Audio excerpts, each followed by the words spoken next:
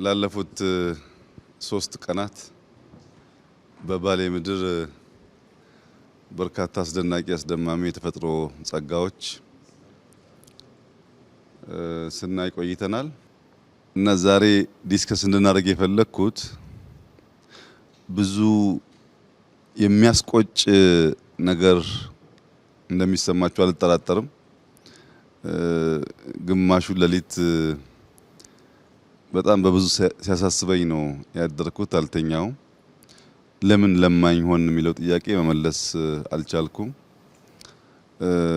ባሌ ያየነው ሀብት ተፈጥሮ ስለኛ ትተን ስለአሁኑ ትተን እንዴት ነው ትውልድ ነቅቶ ከመባላት ወጥቶ አገሩን ሰርቶ ከልመና የሚወጣ ሀገር ምን ፈጥሮ ለሚለው ሪፍሌክት እንድናደርግ ነው። ለፖለቲካ ለምናምን ሳይሆን በደንብ ከውስጣችን ኢትዮጵያውያን ነቅተው ሀገራቸውን ሰርተው ሌላ መርዳት ሲገባን እኛ ያለንበት ሁኔታና የተሰጠን ነገር አብሮ አይሄድም። 2-3 ሰው ጠይቄ ያለው ያው እንደምታውቁት ሁሉንም ዓለም የማየት እድል አግኝቻለሁ። በሁሉም ዓለም ሻል ያሉ የሚባሉ ነገሮች ለማየት እድል አግኝቻለሁ። እኔ አጋንኛው እንዳይሆን እየጠየቀ ያሉኝ ሰዎችም መሰል ሀሳብ ነው ያላቸው። እስካሁን በህይወት ዘመኔ እንደ ባሌ ያለ ምድር ሁሉም ነገር በአንድ ስፍራ ያለው አይቼ አላቅም። ኢትዮጵያም ውስጥ አፍሪካም ውስጥ የትም ዓለም ይሄ ተሰጥቶን ግን ልጆቻችን ጫማ የላቸውም። ቤቶቻችን አይታችሁ ከሆነ በጣም ያሳዝናሉ። ለምን የሚለው ጥያቄ መልስ አላገኘሁለትምና ዲስከስ አድርገን ምናልባት ትውልድ ነቅቶ ተምሮ እኛ ያበላሸውን ነው ያላስተካከልነው ነገር አርቆ አርሞ ለነገይቱ ኢትዮጵያ ተስፋ እንዲሆነው የዛሬ ውይይታችን ኢንፎርማል ሆኖ ከዛ ኢንፎርማል ሀሳብ ውስጥ የሆነች ቁም ነገር በአንዳንድ ጀግና ሰው ጭንቅላት ውስጥ መልእክት ዘር ሆና ያቺ ዘር በቅላ አንድ ቀን በእኛ እድሜ ወይም ከኛ በኋላ በትውልድ ውስጥ የተሻለ ሀገር ለማየት የሚያስችል ነገር ይፈጥራል በሚል እምነት ነው። ዋና ኮር ሀሳባችሁን ሪፍሌክት እንድታደርጉና ከዛ ኢትዮጵያውያን ተምረው ትውልድ ተምሮ ሰብሰብ ብሎ ባሌ እንዳያችሁት ለሁላችን ይበቃል። በጣም ሰፊ ቦታ ነው። ብናርሰው ብንሰራበት የሚያልቅ አይደለም። ካለንበት ሁኔታ ወጥተን እንዴት ነው ሀገር ሰርተን በጋራ የምንኖረው የሚለውን ነገር ሲኒየር አመራሮች አላችሁ፣ ወጣቶች አላችሁ፣ ከተለያየ ፐርስፔክቲቭ የተሰማችሁን እውነተኛ ስሜት ሪፍሌክት በማድረግ ሌሎች ሰዎች ተምረው እንዲነቃቁ፣ እንዲሰሩ፣ እንዲበረቱ ሀገር ጥሎ መሰደድ ሳይሆን ወደ ሀገር መሰደድ ሀገርን ወደ ማወቅ እንዲመለሱ የሚያደርጉ ሀሳቦች እንደሚፈልቁ መተማመን ነው። ይሄን ውይይት እዚህ ጋር እንድናደርግ የፈለግነው ያው ሂስቶሪክ ስለሆነ እግረ መንገዱንም ትውልድ እንዲያዩ ነው። ያን ታሳቢ አድርጋችሁ የተሰማችሁን ስሜት መግለጽ ይችላላችሁ። በመጀመሪያ ደረጃ ክቡር ጠቅላይ ሚኒስትር ይሄን እድል ስለሰጠን በጣም ነው የማመሰግነው። ይሄ ባሌን አውቀዋለሁ። ባሌን ግን የማውቀው ላዩን ነው። ብዙ ጊዜ ተመላልሼበታለሁ። ላለፉት 30 ዓመታት አውቀዋለሁ፣ ግን የማውቀው ላዩን ነው። አሁን ያለውን ሀብት በዚህ ደረጃ የመረዳት እድል አልነበረኝም። አንዳንዱን በወሬ እንደዚህ ያለ የሚል እንሰማለን፣ አንዳንዱን አሁን ግን ያለው ነገር ለባሌ ብቻ ሳይሆን ለኢትዮጵያም ለአፍሪካም የሚበቃ ሁሉም ነገር ያለበት ትልቅ ሀገር ነው ብዬ ወስዳለሁ። እንደተባለው ይህን አይነት ሀብት ይዘን 3 ነገሮች አሉ እኔ በጣም የሚቆጨኝ። አንደኛ የድህነት ጫፍ ያለበት ነው። መሰረተ ልማት የለም።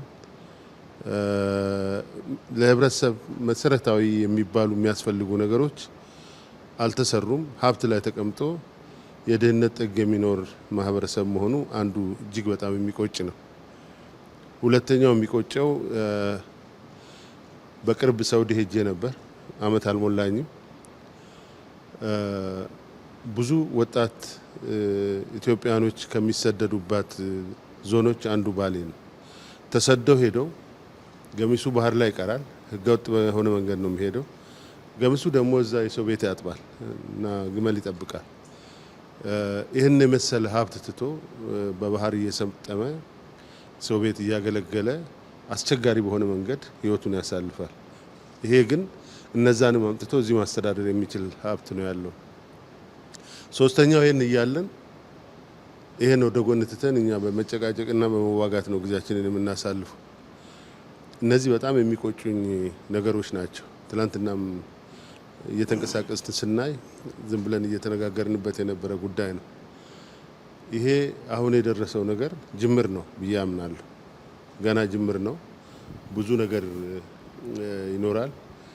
ይህን በጅምር ያለ ነገር ከንትን ወጥተን ከጭቅጭቅ፣ ከንትርክ፣ ከመጋደልና ከመታኮስ ወጥተን ሙሉ አቅማችንን እንደዚህ አይነት ሀብትን ወደ ተጨባጭ ነገር የመቀየር ነገርና ከድህነትም ለመውጣት መጪው ትውልድ በሀገሩ የሚኮራበት የሚኖርበት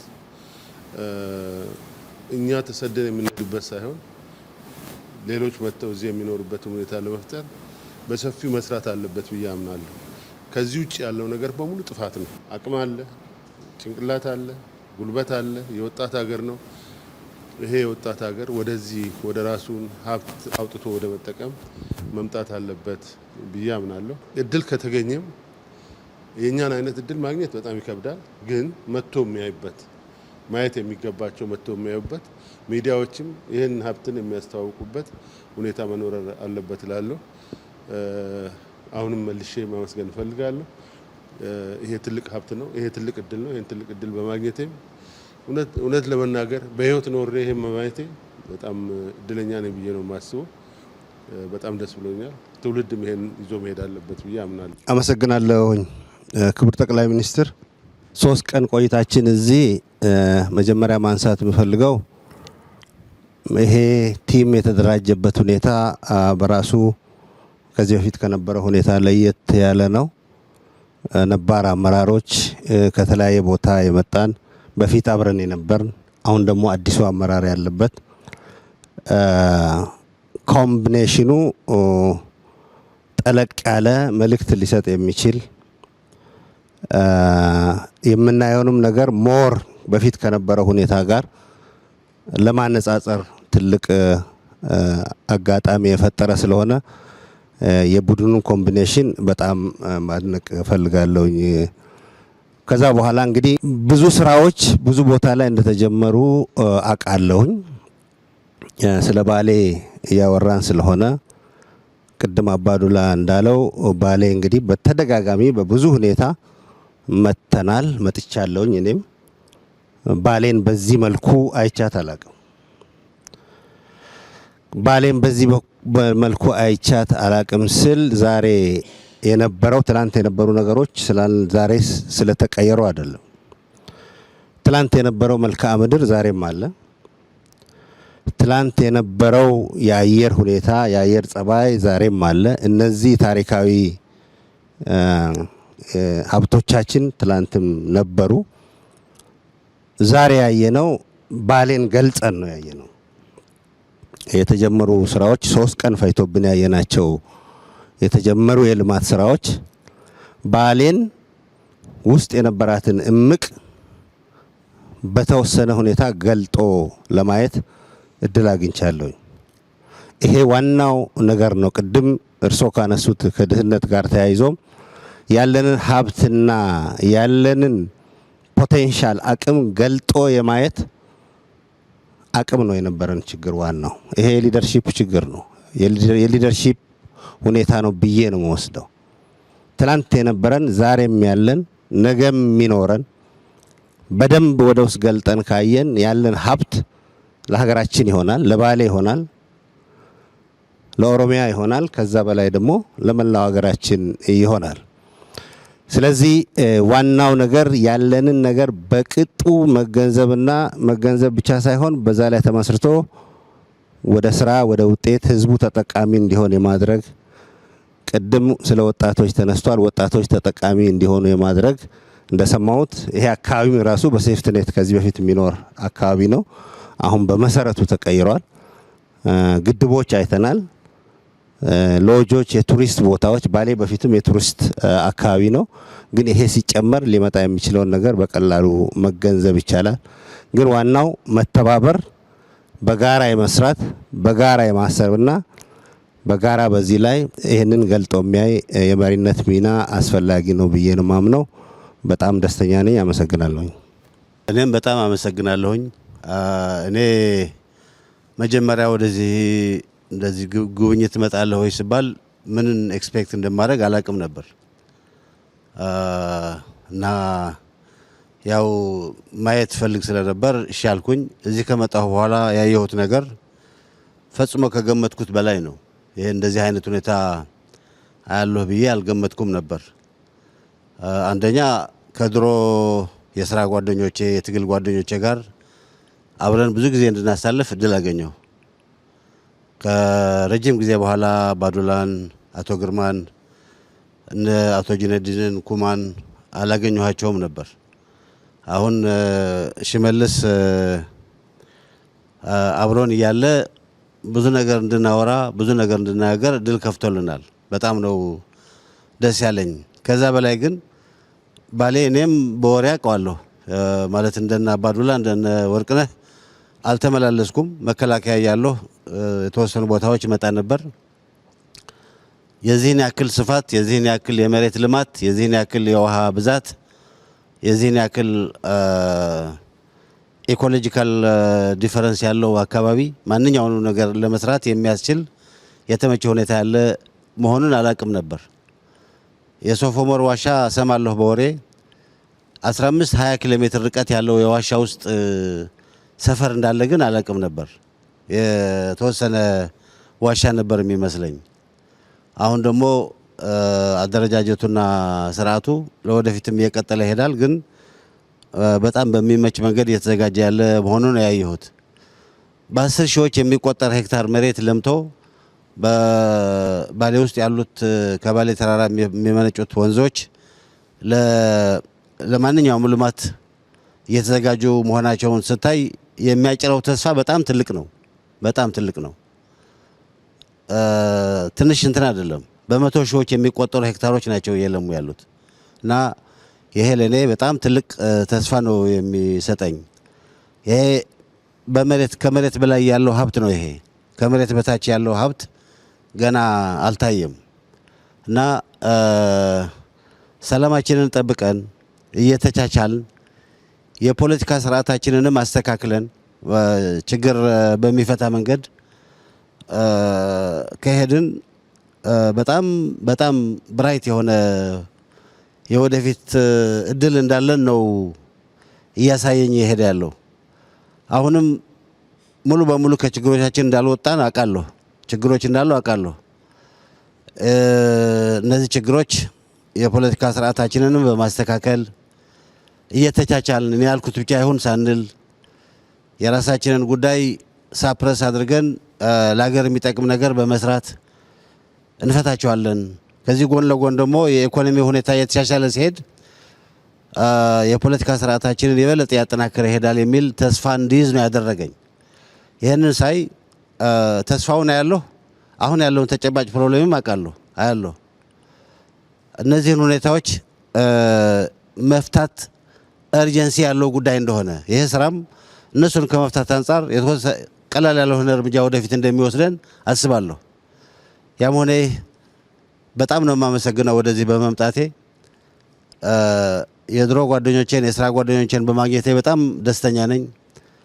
እንደ አቶ ሽመልስ ያሉ ወጣቶች ጋር ደግሞ በደንብ ማውራታችን በጣም ደስተኛ ነኝ።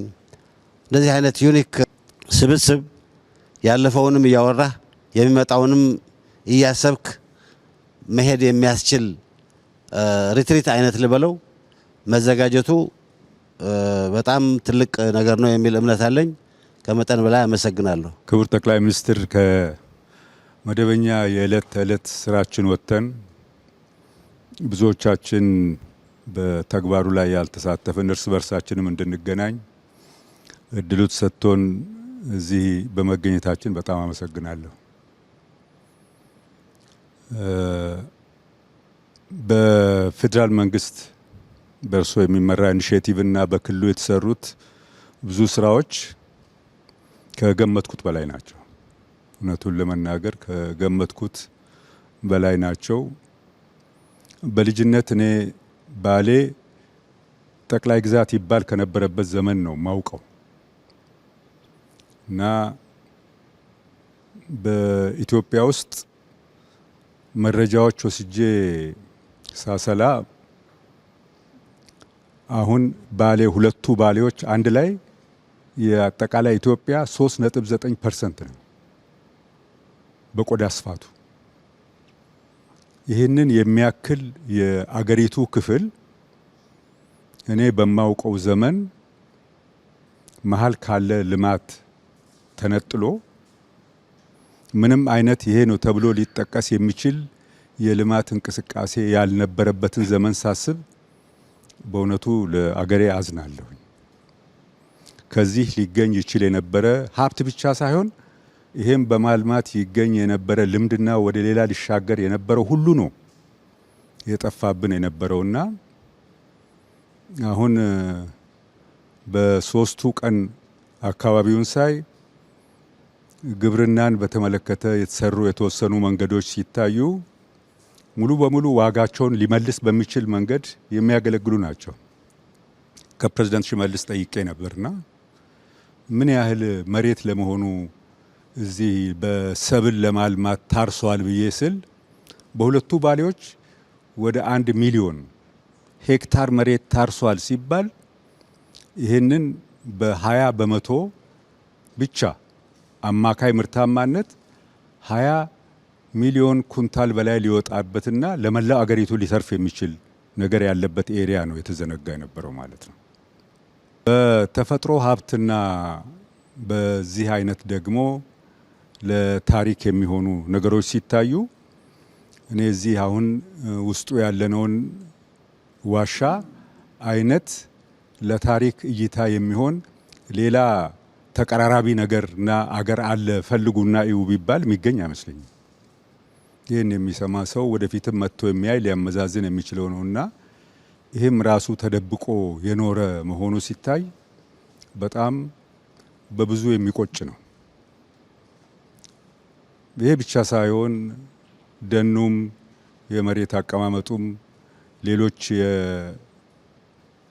የዱር እንስሳትን ብንመለከት በዚህ ሁለቱ ዞኖች ከ360 ሺህ ሄክታር መሬት በላይ ለዱር አራዊት መመደብ መቻል ከፍተኛ ደግነት ነው። ለአገር ከፍተኛ ደግነት ነው። ለአካባቢው ብቻ ሳይሆን ለቀረው ዓለምና ሕዝብ የሚሆን ነገር ያለበት ቦታ ስለሆነ የተሰራውን የተወሰነ ነገር ሳይ ይሄ ዞንና ይሄ አካባቢ የተደረገለት ነገር ምን ያህል ነው ካለው አለኝታና መጠን ጋር ብዬ ሳስብ ገና ብዙ የሚቀር ነው።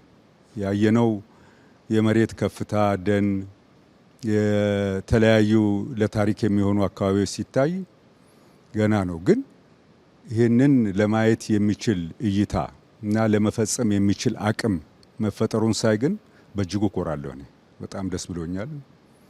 እድሉም በመገኘቱ ቅድም ጀነራል ጻድቃን እንዳለው እኛ ከዚህ ቀደም አብረን ልንውል የማንችል ሰዎች የተሰባሰብንበት በአንድ ቦታ ለ3 ቀን ያህል ሀሳብ የተቀያየርንበት መሆኑን በጣም አስደስቶኛል። በድጋሚ አመሰግናለሁ። ክቡር ጠቅላይ ሚኒስትር፣ እዚህ በመምጣታችን ሁለት ነገር ነው የተሰማኝ። በአንድ በኩል በስም ስናቅ የነበረው በስም አውቃለሁ ከብዙ ጊዜ ጀምሮ የሶፍ ዑመር ዋሻ ተገልጾ ግን ያለው ፖቴንሻል ማየቱ በአንድ በኩል ደስታ፣ ተስፋን ይፈጥራል። በሌላ በኩል ደግሞ ቁጭትን ነው የሚፈጥረው። ያለው ለልማት ያለው ፖቴንሻል የውሃ፣ የአፈር፣ የዚህ የታሪካዊ አካባቢዎችን ከጠበቅኩት በላይ ባለው ሁኔታ እየተሰሩ ያሉ ቦታውን ወደ ፖቴንሻሉ ወደ ተግባራዊ ለመቀየር እየተደረገው ያለው የፕሮጀክት አፈጻጸም እጅግ በጣም ነው ያስገረመኝና ተስፋ ፖቴንሻሉን ማየት ኢኳሊ ደግሞ ሪሊ በጣም ነው የሚቆጨው። እንዴት እህል የለምን መኖራችን በጣም ነው የሚቆጨኝ። በአጋጣሚ በክልሉም ለተወሰነ ጊዜ ሰርቻለሁ ኃላፊነት ላይ ሆኜ የአገሪቱንም ሁኔታ አውቃለሁ። ባለፉት የተወሰኑ ዓመታት ደግሞ ወጣ ብዬ የሌሎችንም አገሮች የልማት ሁኔታ እከታተላለሁ። በእውነቱ የኢትዮጵያን ያህል ተስፋ ያለው በሶስት ጉዳዮች አንዱ ውሃ አለ፣ አፈሩ አለ፣ ለእርሻ የሚሆን ወጣት አለን። የጎደሉን ነገሮች ሁለት ናቸው። ተደጋግመው እርሶም ሲያነሱት እንደነበረው አንዱ የፖለቲካ ሁኔታችንን የሚስተካከልበት ልዩነት ሊኖር ይችላል። ከድህነት ልንወጣ የምንችልበትም የሚኒመም ጉዳይ ላይ ለመስማማት የማያስችል ምክንያት ራሽናሉ ለማግኘት ያስቸግራል። ስለዚህ እነዚህ ነገሮች ከተስተካከሉ እና መጨረሻ ላይ ደግሞ ትናንትና የወልመን የውሃ ፕሮጀክት ሲያስመርቁ የተናገሩት አንድ ብዙ ጊዜ እርስዎ የሚናገሩት ፕሮጀክቶች የሚሰሩት ለሚቀጥሉ 10-20 ዓመት አይደለም። ነገር ግን ለራሴ እንደምኖርበት ለራሴ ተብሎ መስራት መቻሉን የፕሮጀክቶቻችንን እድሜ እንዲራዘሙ የማድረግ ጥራታቸው እንዲጠናከሩ ለማድረግ ያስተላለፉት መልእክት በጣም ደስ ብሎኛል እና በዚህ አጋጣሚ እዚህ የተገኙትን ወጣቶች እንደኛ ለጡረታ ወጥተን ላለኑም ሰዎች አንድ ላይ ማገናኘት መቻሎ በድጋሚ በጣም አመሰግናለሁ። ቴንኪዩ። ክቡር ጠቅላይ ሚኒስትር በጣም አመሰግናለሁ። እኔም ይህን እድል በማግኘቴ ትልቁ እድል የተለያዩ ሰዎች በተለያየ ጄኔሬሽን ያለን ሰዎች አንድ ላይ መምጣት እና ከእርሶም ጋራ በግንባር ተያይተን የመነጋገር ነገር ነው። ትልቅ እድል ነው ይሄ። ስለ ባሌ ብዙ ብለውታል። እንደርሶ ያ ተራራ ላይ ወጥቶ መላ ቪውን አይቶ አንደርስታንድ የማድረግ እጥረት ቢኖርም ይሄንን አካባቢ በጣም አውቀዋለሁ። ይሄ የሙዳ አካባቢ ነው። ከድሬ ሼከና ሁሴን ጋራ የሚገናኝ ነው። ታሪኩንም አውቀዋለሁ። የዚህ ዋሻ ጂኦሎጂካል አፈጣጠርም ጭምር በጥናትም አውቀዋለሁ። እዚህ ሶፍ ዑመር መንደር የምትባል ነበረች ገበያ በሳምንት የምትቀመጥ። ለዛ አካባቢ ውሃ ለማጥናት በ1978 ጁኒየር ጂኦሎጂስት ሆኜ የመጣሁበት ጊዜ አስታውሳለሁ። እና ይሄ በጣም ድንቅ የሆነ አካባቢ ከአግሮ ኢኮሎጂውም ከሂስትሪም እንደዚሁም ደግሞ ከቱሪዝም ፖቴንሻል አንጻር ቅድም እንደተባለው የማዕድን ሀብታችን ጭምር በዚህ ዙሪያ ከሳነቴ ተራራ ጀምሮ እስከታች በደቡብ ምዕራብ እስከ ገናሌ ወንዝ በዚህ በኩል ደግሞ እስከ ድሬ ሼክ ሁሴን ወደ ሀረርጌ የሚዋሰነው ኤሪያ በሙሉ የዋቤ ወንዝ ተከትሎ የማዕድን ፖቴንሻሎች አሉ። ነገር ግን ይህ ነው የሚባል ለምሳሌ እንደ ትግራይ፣ እንደ ወለጋ፣ እንደ ሻኪሶ ኤሪያ በማዕድን ሀብታችን የተሻለ ጥናት እንደተሰራው እዚህ አካባቢ አልተሰራ። ስለዚህ ይሄ ኢንተርቬንሽን በእርሶ መሪነት የመጣው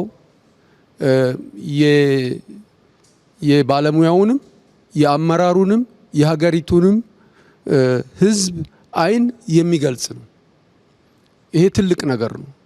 ፖቴንሻሉ ኢሜንስ ነው። በጣም ግዙፍ ነው። የማደግ እድላችን በእጃችን ነው ያለው። ስለ ትራንስፎርሜሽን ማውራት ከጀመርን ፕሮባብሊ 20 ዓመት ይሆናል።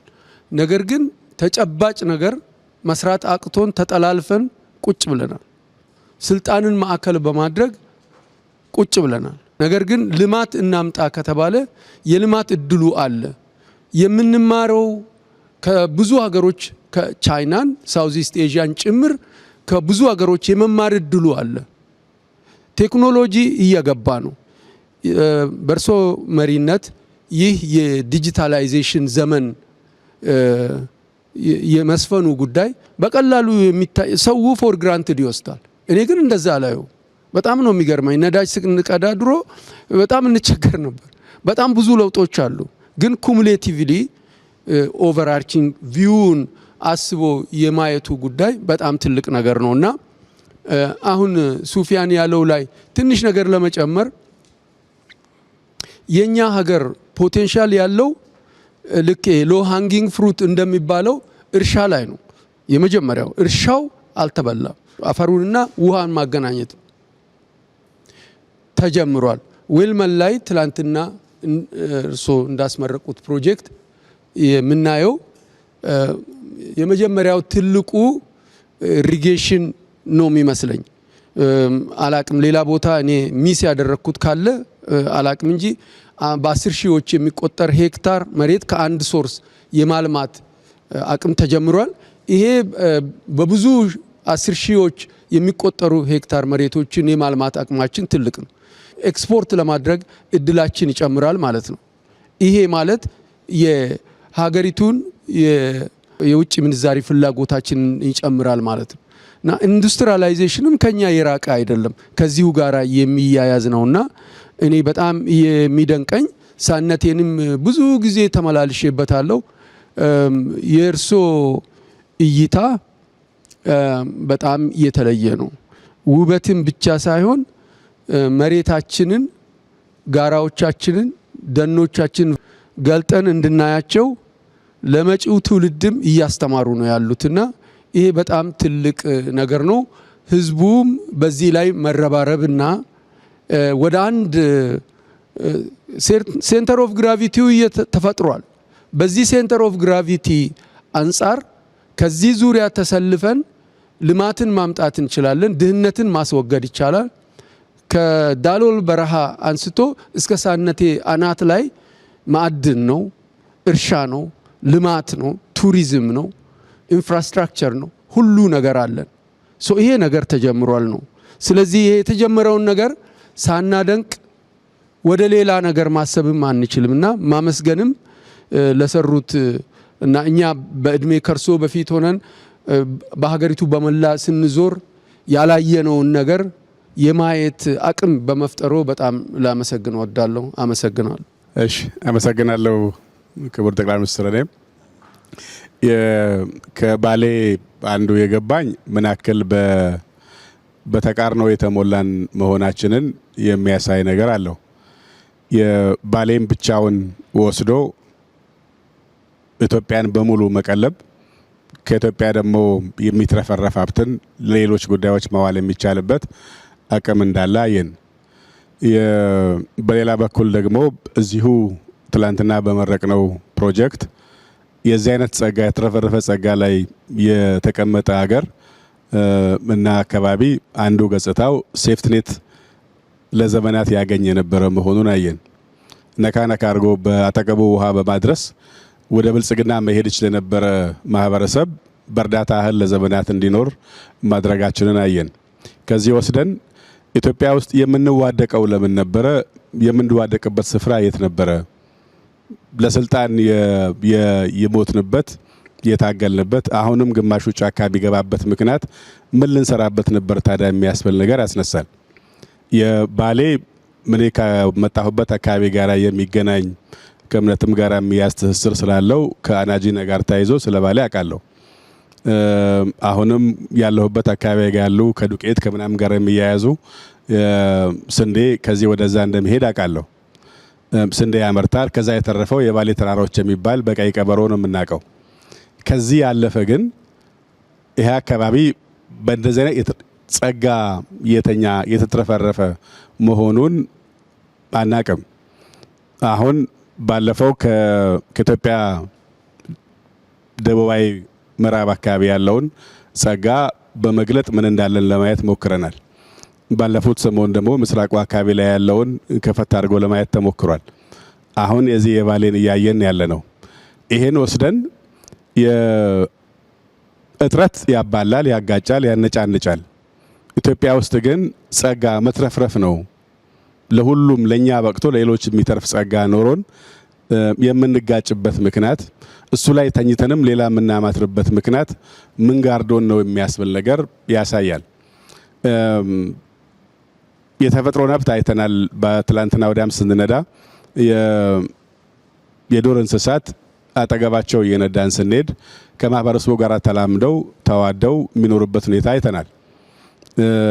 ተፈጥሮን አርቆ ከተፈጥሮ ታርቆ መኖር የሚቻልበት ባህል እንዳለ አይተናል።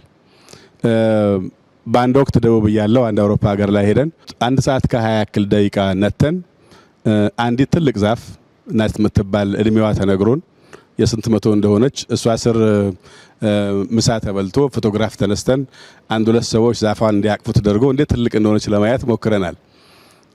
ባለፉት 3 ቀናት ባየነው በዚህ በባሌ ግን እንደዛ አይነት ዛፎች ያንዳቸው ቅርንጫፍ ሌላውን ጠላልፎ በውስጡ ማለፍ የማይቻልበት ማህበረሰብ ፈጥረው እናያለን። ለሌላው አንድ የሚያያት ነገር ብርቅ ነገር እሷን አዋዶ ወዶ አድንቆ መሸጥ የሚቻልበት ነገር እያለ እኛ ራሳችንን ለማወቅም ለመፈለግ ያወቅነውን ማድነቅም ለመፈለግ እሱን ለማልማትም ያልፈለግንበት ምክንያት የትኛውን ኢትዮጵያ ነበር ታዲያ የወደድናት የሚያስብል ጥያቄ ያስነሳል።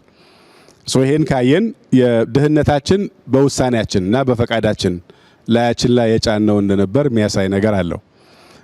በዚህ ብቻ አይደለም። የባሌ አሁን ያየነው በበርካታ የሀገራችን አካባቢዎች ላይ ኢትዮጵያን ገልበጥ አድርጎ ማየት አዲስ አበባ ራሱን ጨምሮ የገጠር ነዋሪዎችን ጨምሮ የምናይበት መንገድ ከተለመደ ወጣ ባለ መንገድ ማየት የሚቻል አዲስ እይታ ያለው መሪ መኖር ያመጣው ለውጥ መሆኑን እናያለን።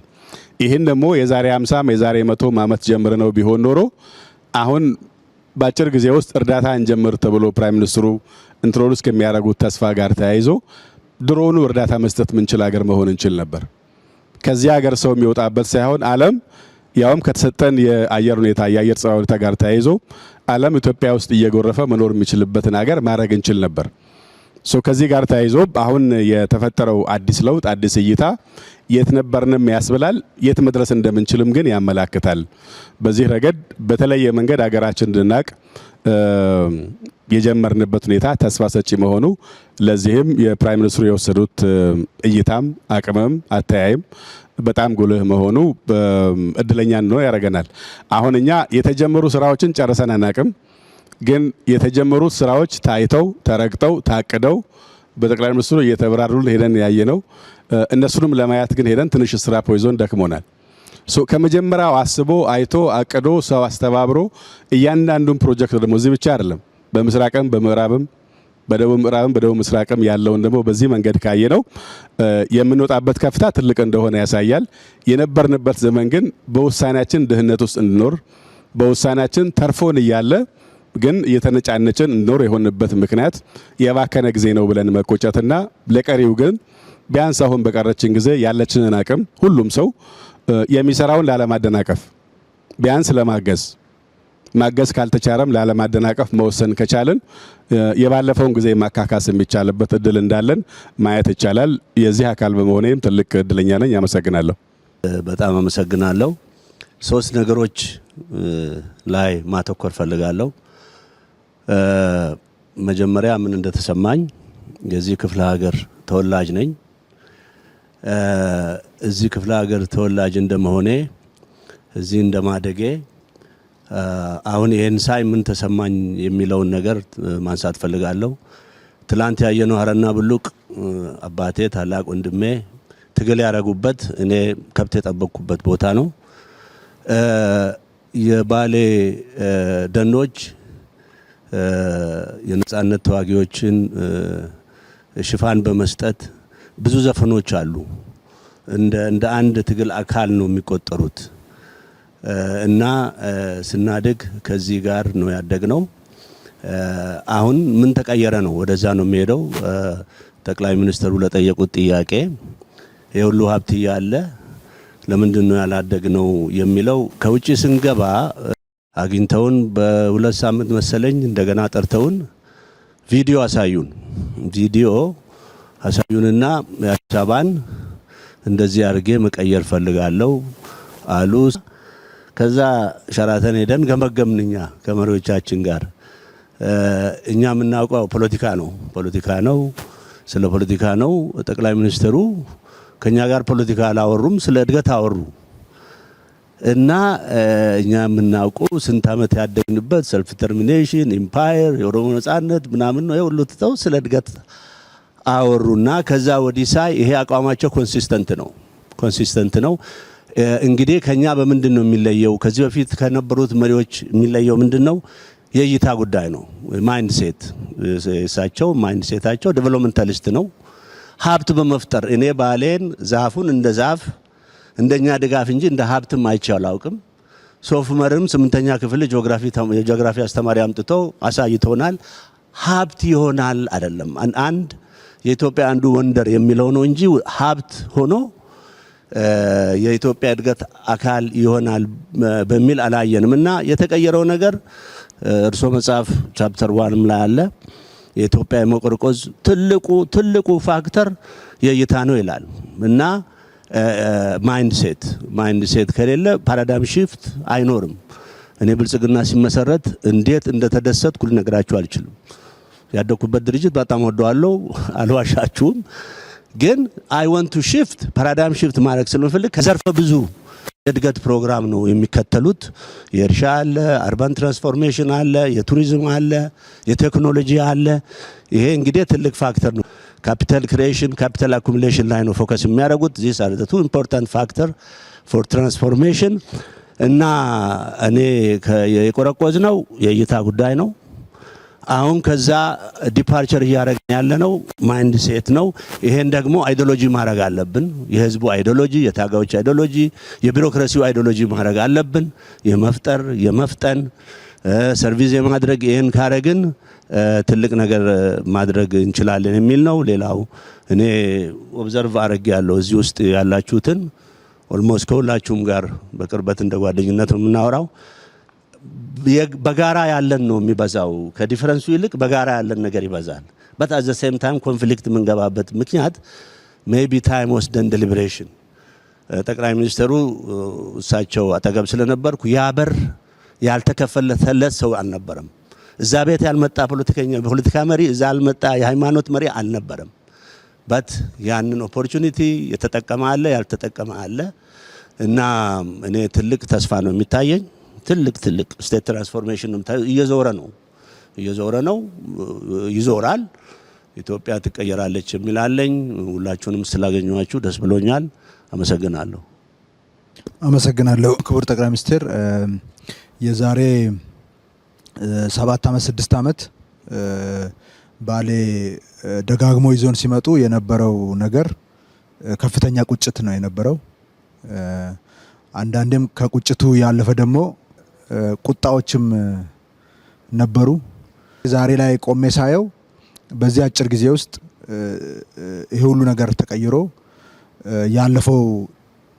ካለፈው አንጻር ሳየው ከፍተኛ ርቀት የመጣንበት፣ እሱንም የሚሰማኝ ስሜት እጅግ በጣም ደስተኝነት ነው።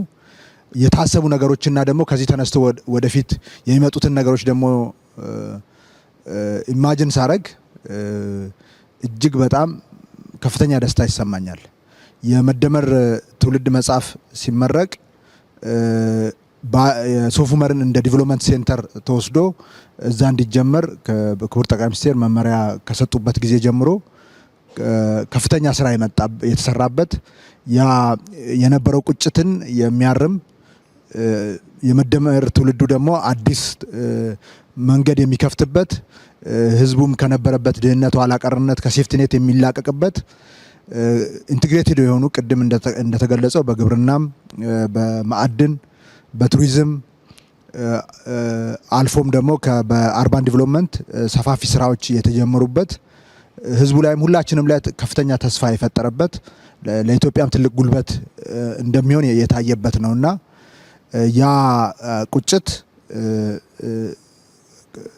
በጣም ኢንቴግሬትድ የሆነ ራዕይ አስቀምጦ ከዛ ራዕይ ደግሞ ማዕከል ተደርጎ ሀሳቦች ዲቨሎፕ ተደርጎ ከዛ ሀሳብ ወደ ተግባሩ መልሶ ሀሳቡን ያዳበረበት እና ከፍተኛ ውጤት የተገኘበት ነው ያየነው። እኔ በዚህ ትሪፕ በጣም ሲኒየር አመራሮች ቀድሞ የነበራችሁ አመራሮችም መምጣታችሁ ሀሳብ መቀያየር ያለውንም ነገር መረዳት ያለፈውንም ነገር ለማሰብ መጪውንም ዘመን ኢትዮጵያ ወዴት እየሄደች እንደሆነ የኢትዮጵያ ብልጽግና አይቀሬ መሆኑንም ያየንበት ነው ብዬ ነው የምወስደው። ትልቅ ትምህርት የተገኘበት ነው ብዬ ነው የምወስደው። ባሌ ክቡር ጠቅላይ ሚኒስትር ሁሌ እንደሚያነሱት ኢትዮጵያ ለራሷ ስትል ልታለማው ይገባል ብለው ደጋግሞ ያነሱ ነበረ እና ለማታለንም ብሎ በቁጭት ሲናገሩ ነበረ። እሱ አሁን በግብርናውም በማዕድኑም ስፔሻሊ በቱሪዝም በአርባን ዲቨሎፕመንቱም ታይቷል። በሚቀጥሉት ጊዜያቶች ደግሞ ባሌ የምትሆነውን ነገር ሳስብ መኖር ጓጓለሁ ማለት ነው። አሁን ከሆነው በላይ ትልቅ ነገር ሊሆን እየመጣ እንደሆነ ህዝቡም ወደ ላቀ ደረጃ እንደሚሸጋገር ለኢትዮጵያም ደግሞ ትልቅ ጉልበት የሚሆን አካባቢ እንደሚሆን በግልጽ የሚታይበት ነው። ስለዚህ ይሄንን የተደበቀ የተረሳ አካባቢ ከተደበቀበት ስላወጡ እና ከተረሳበት እና ሁሉም ሰው ነክቶ ከእንቅልፍ ነክቶ ወደዚህ ስራ እንዲገባና አዲስ ታሪክ እንደ መደመር ትውልድ እዚህ እንዲፈጠር ስላደረጉ በጣም ማመስገን እፈልጋለሁ። ያኔ የዛሬ 7 ዓመት 6 ዓመት እንቀይረዋለን ሲባል እንትን በጣም ያስፈራኝና ያስደነግጠኝ ነበረ። ምክንያቱም ድህነቱና ችግሩ ሰፊ ስለሆነ አሁን ደግሞ ሳየው ያፍራቻዬ የድህነት ዋሻ እንደሆነ ነው የሚገባኝ። ከዚህ ወጥተን በድፍረት እና በቁርጠኝነት በተግባር እንዴት እንደማይሆን በማሰብ ሳይሆን እንዴት እንደሚሆን በማሰብ ነገሮችን መቀየር እንደምንችል በተግባር ያየሁበት የተማርኩበት ነው። ይሄ ለአጠቃላይ ለኦሮሚያ ክልል ሌሎች አካባቢዎችም ለተጀመሩ ስራዎች ትልቅ መሰረት ነው፣ ለቀጣይ ለሚሰሩ ስራዎችም ትልቅ ጉልበት ነው የሚል እምነት ነው ያለኝ። ከሁሉ በላይ ለምን የሚለው ጥያቄ እና ከዛ የሚመጣው ቁጭት ሀሳቡን ደግሞ የሚያደረጅ በተግባር ሲታይ ወደ ላቀ ደረጃ መሸጋገር እንደምንችል ያየንበትና የተማርንበት ነው። ያለፈውንም ሳስብ በጣም ደስ ይለኛል፣ የሚመጣውን ደግሞ ሳስብ እጅግ በጣም ደስ ይለኛል። ስለዚህ እንደ ድሮ ስጋት ሳይሆን የሚታየኝ ሞር በዚህ ውስጥ ትልቅ ተስፋ ነው የሚታየኝ እና ይሄ ጨለማ ሰማው እየተገፈፈ ከፍተኛ ብርሃን እየመጣ ብርሃኑ ደግሞ ቀጣይ ጉልበት እየሰጠን ያለው እዚህም ደግሞ የባር አመራሮች ሰሞኑን ሲሰጡት የነበረው ሀሳብ ሲደረግ የነበሩት ውይይቶች እና የሀሳብ መከፋፈሎች ሀሳብን ለአንዱ ላይ የማካፈል ጉዳይ ለኢትዮጵያም ትልቅ ጉልበት ትልቅ መሰረት ይሆናል የሚል እምነት ነው ያለኝ። እውነት ለመናገር በዚህ አጭር ጊዜ ውስጥ እንደዚህ አይነት ኢንቫይሮንመንት ተፈጥሮ ይሄ ሁሉ ሰው መጥቶ እዚህ አድሮ ተነጋግሮ ተወያይቶ እንደዚህ አይነት ነገር ማየት በመቻሌ በጣም ነው ደስ ያለኝ። አይ ቲንክ የሰሞኑን የእናንተን ቆይታ እዚህ ያለው ህብረተሰብ እና የተሰራውን ስራ አርሶ አደሩ አርብቶ አደሩ በምን ደረጃ ፊል እንደሚያደርገው እዚህ ያለው ሰው ብዙ ያንን ሊካፈለው ይችላል የሚል እምነት የለኝም። ባሌንም ያየነው 1/4 ዙን የሚሆን ነው፣ አላየነውም። 3/4 ዙን አላየነውም እና እዚህ የነበረው ህብረተሰብ የነበረበት ጨለማ የነበረበት ተስፋ መቁረጥ እና ሴፍቲኔት ዌይ ኦፍ ላይፍ ሆኖ ሰው ሴፍቲኔት እየተመዘገበ የሚጋባበትና የሚዋለድበት ያ ሁሉ ታሪክ በመሰረታዊነት ተንዶ አዲስ ተስፋ አዲስ ጉልበት የተፈጠረበት ስሜት እነሱን ሆኖ የእነሱን ህይወት መኖርን እና በዚህ ህይወት ውስጥ ማለፍን የሚጠይቅ ይመስለኛል። ስለዚህ ያንንም ስሜት ሳስበው በጣም ጉልበት ይሰጠኛል እና እጅግ በጣም ደስ ብሎኛል እውነት ለመናገር። አመሰግናለሁ።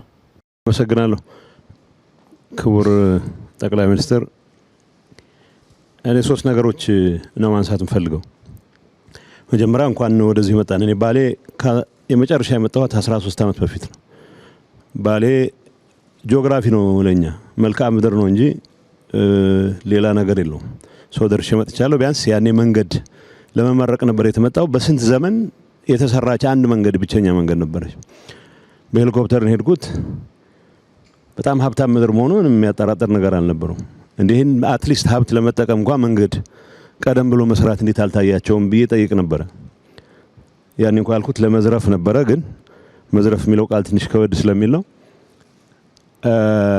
ሶፍ ዑመርን የማየት ያው መልክዓ ምድር ክላሶቻችን ላይ ሶፍ ዑመር ኢትዮጵያ ከምትኮራባቸው ተብለዋል። ትሰማዋለህ። ሶፍ ዑመር አጠገብ ሆኜ ሶፍ ዑመር የሚሄድ ፍላጎቱም አልነበረኝም። ብፈልግም ኖሮ ኢንፍራስትራክቸሩ አልነበረም። በጣም መንቻካ ፈረንጆች ማየት አለብን ብለው ከሚመጡት በስተቀር እዚህ ጋር የሚባል እንቅስቃሴ የለም። የመጀመሪያው ትኩረቴ እንኳንም አጋጣሚው ተፈጥሮ ወደ ሶፍ ዑመር ለመምጣት ሶፍ ዑመርን ቅድም ጻድቃንም እንዳነሳው መልክዓ ምድር ብቻ ሳይሆን ታሪክም እንደሆነ ለማየት እድሉ እንኳን ገጠመኝ ይላል።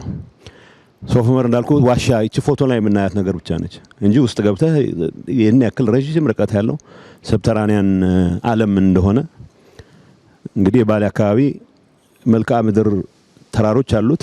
ቅድም እነ ጁነዲን ሲያነሷቸው የነበሩ እኔም ትልቁ ፒክ ላይ ፎቶ ለመነሳት ጭምር የቻልኩበት ነው። በታሪክ ምን ሰማ የነበረ በወሬ ምን ሰማ የነበረ ከመልክዓ ምድርነት ባለፈ ሰውን አታስታውስም፣ ታሪኩን አታስታውስም። ስለዚህ ተጨማሪ ታሪኮችን ማየት የምንችልበት እድል ስለተፈጠረ በጣም ጥሩ አጋጣሚ ነው የሚል እምነት አለኝ። ሶፍ ዑመር መልክዓ ምድር ብቻ ግን አይደለም። ባሌ ያሉት ተራሮች መልክዓ ምድር ብቻ አይደሉም። ውብ የመሆናቸውን ያክል ብዙ እንስሳት መያዛቸውን ያክል ታሪክም ናቸው።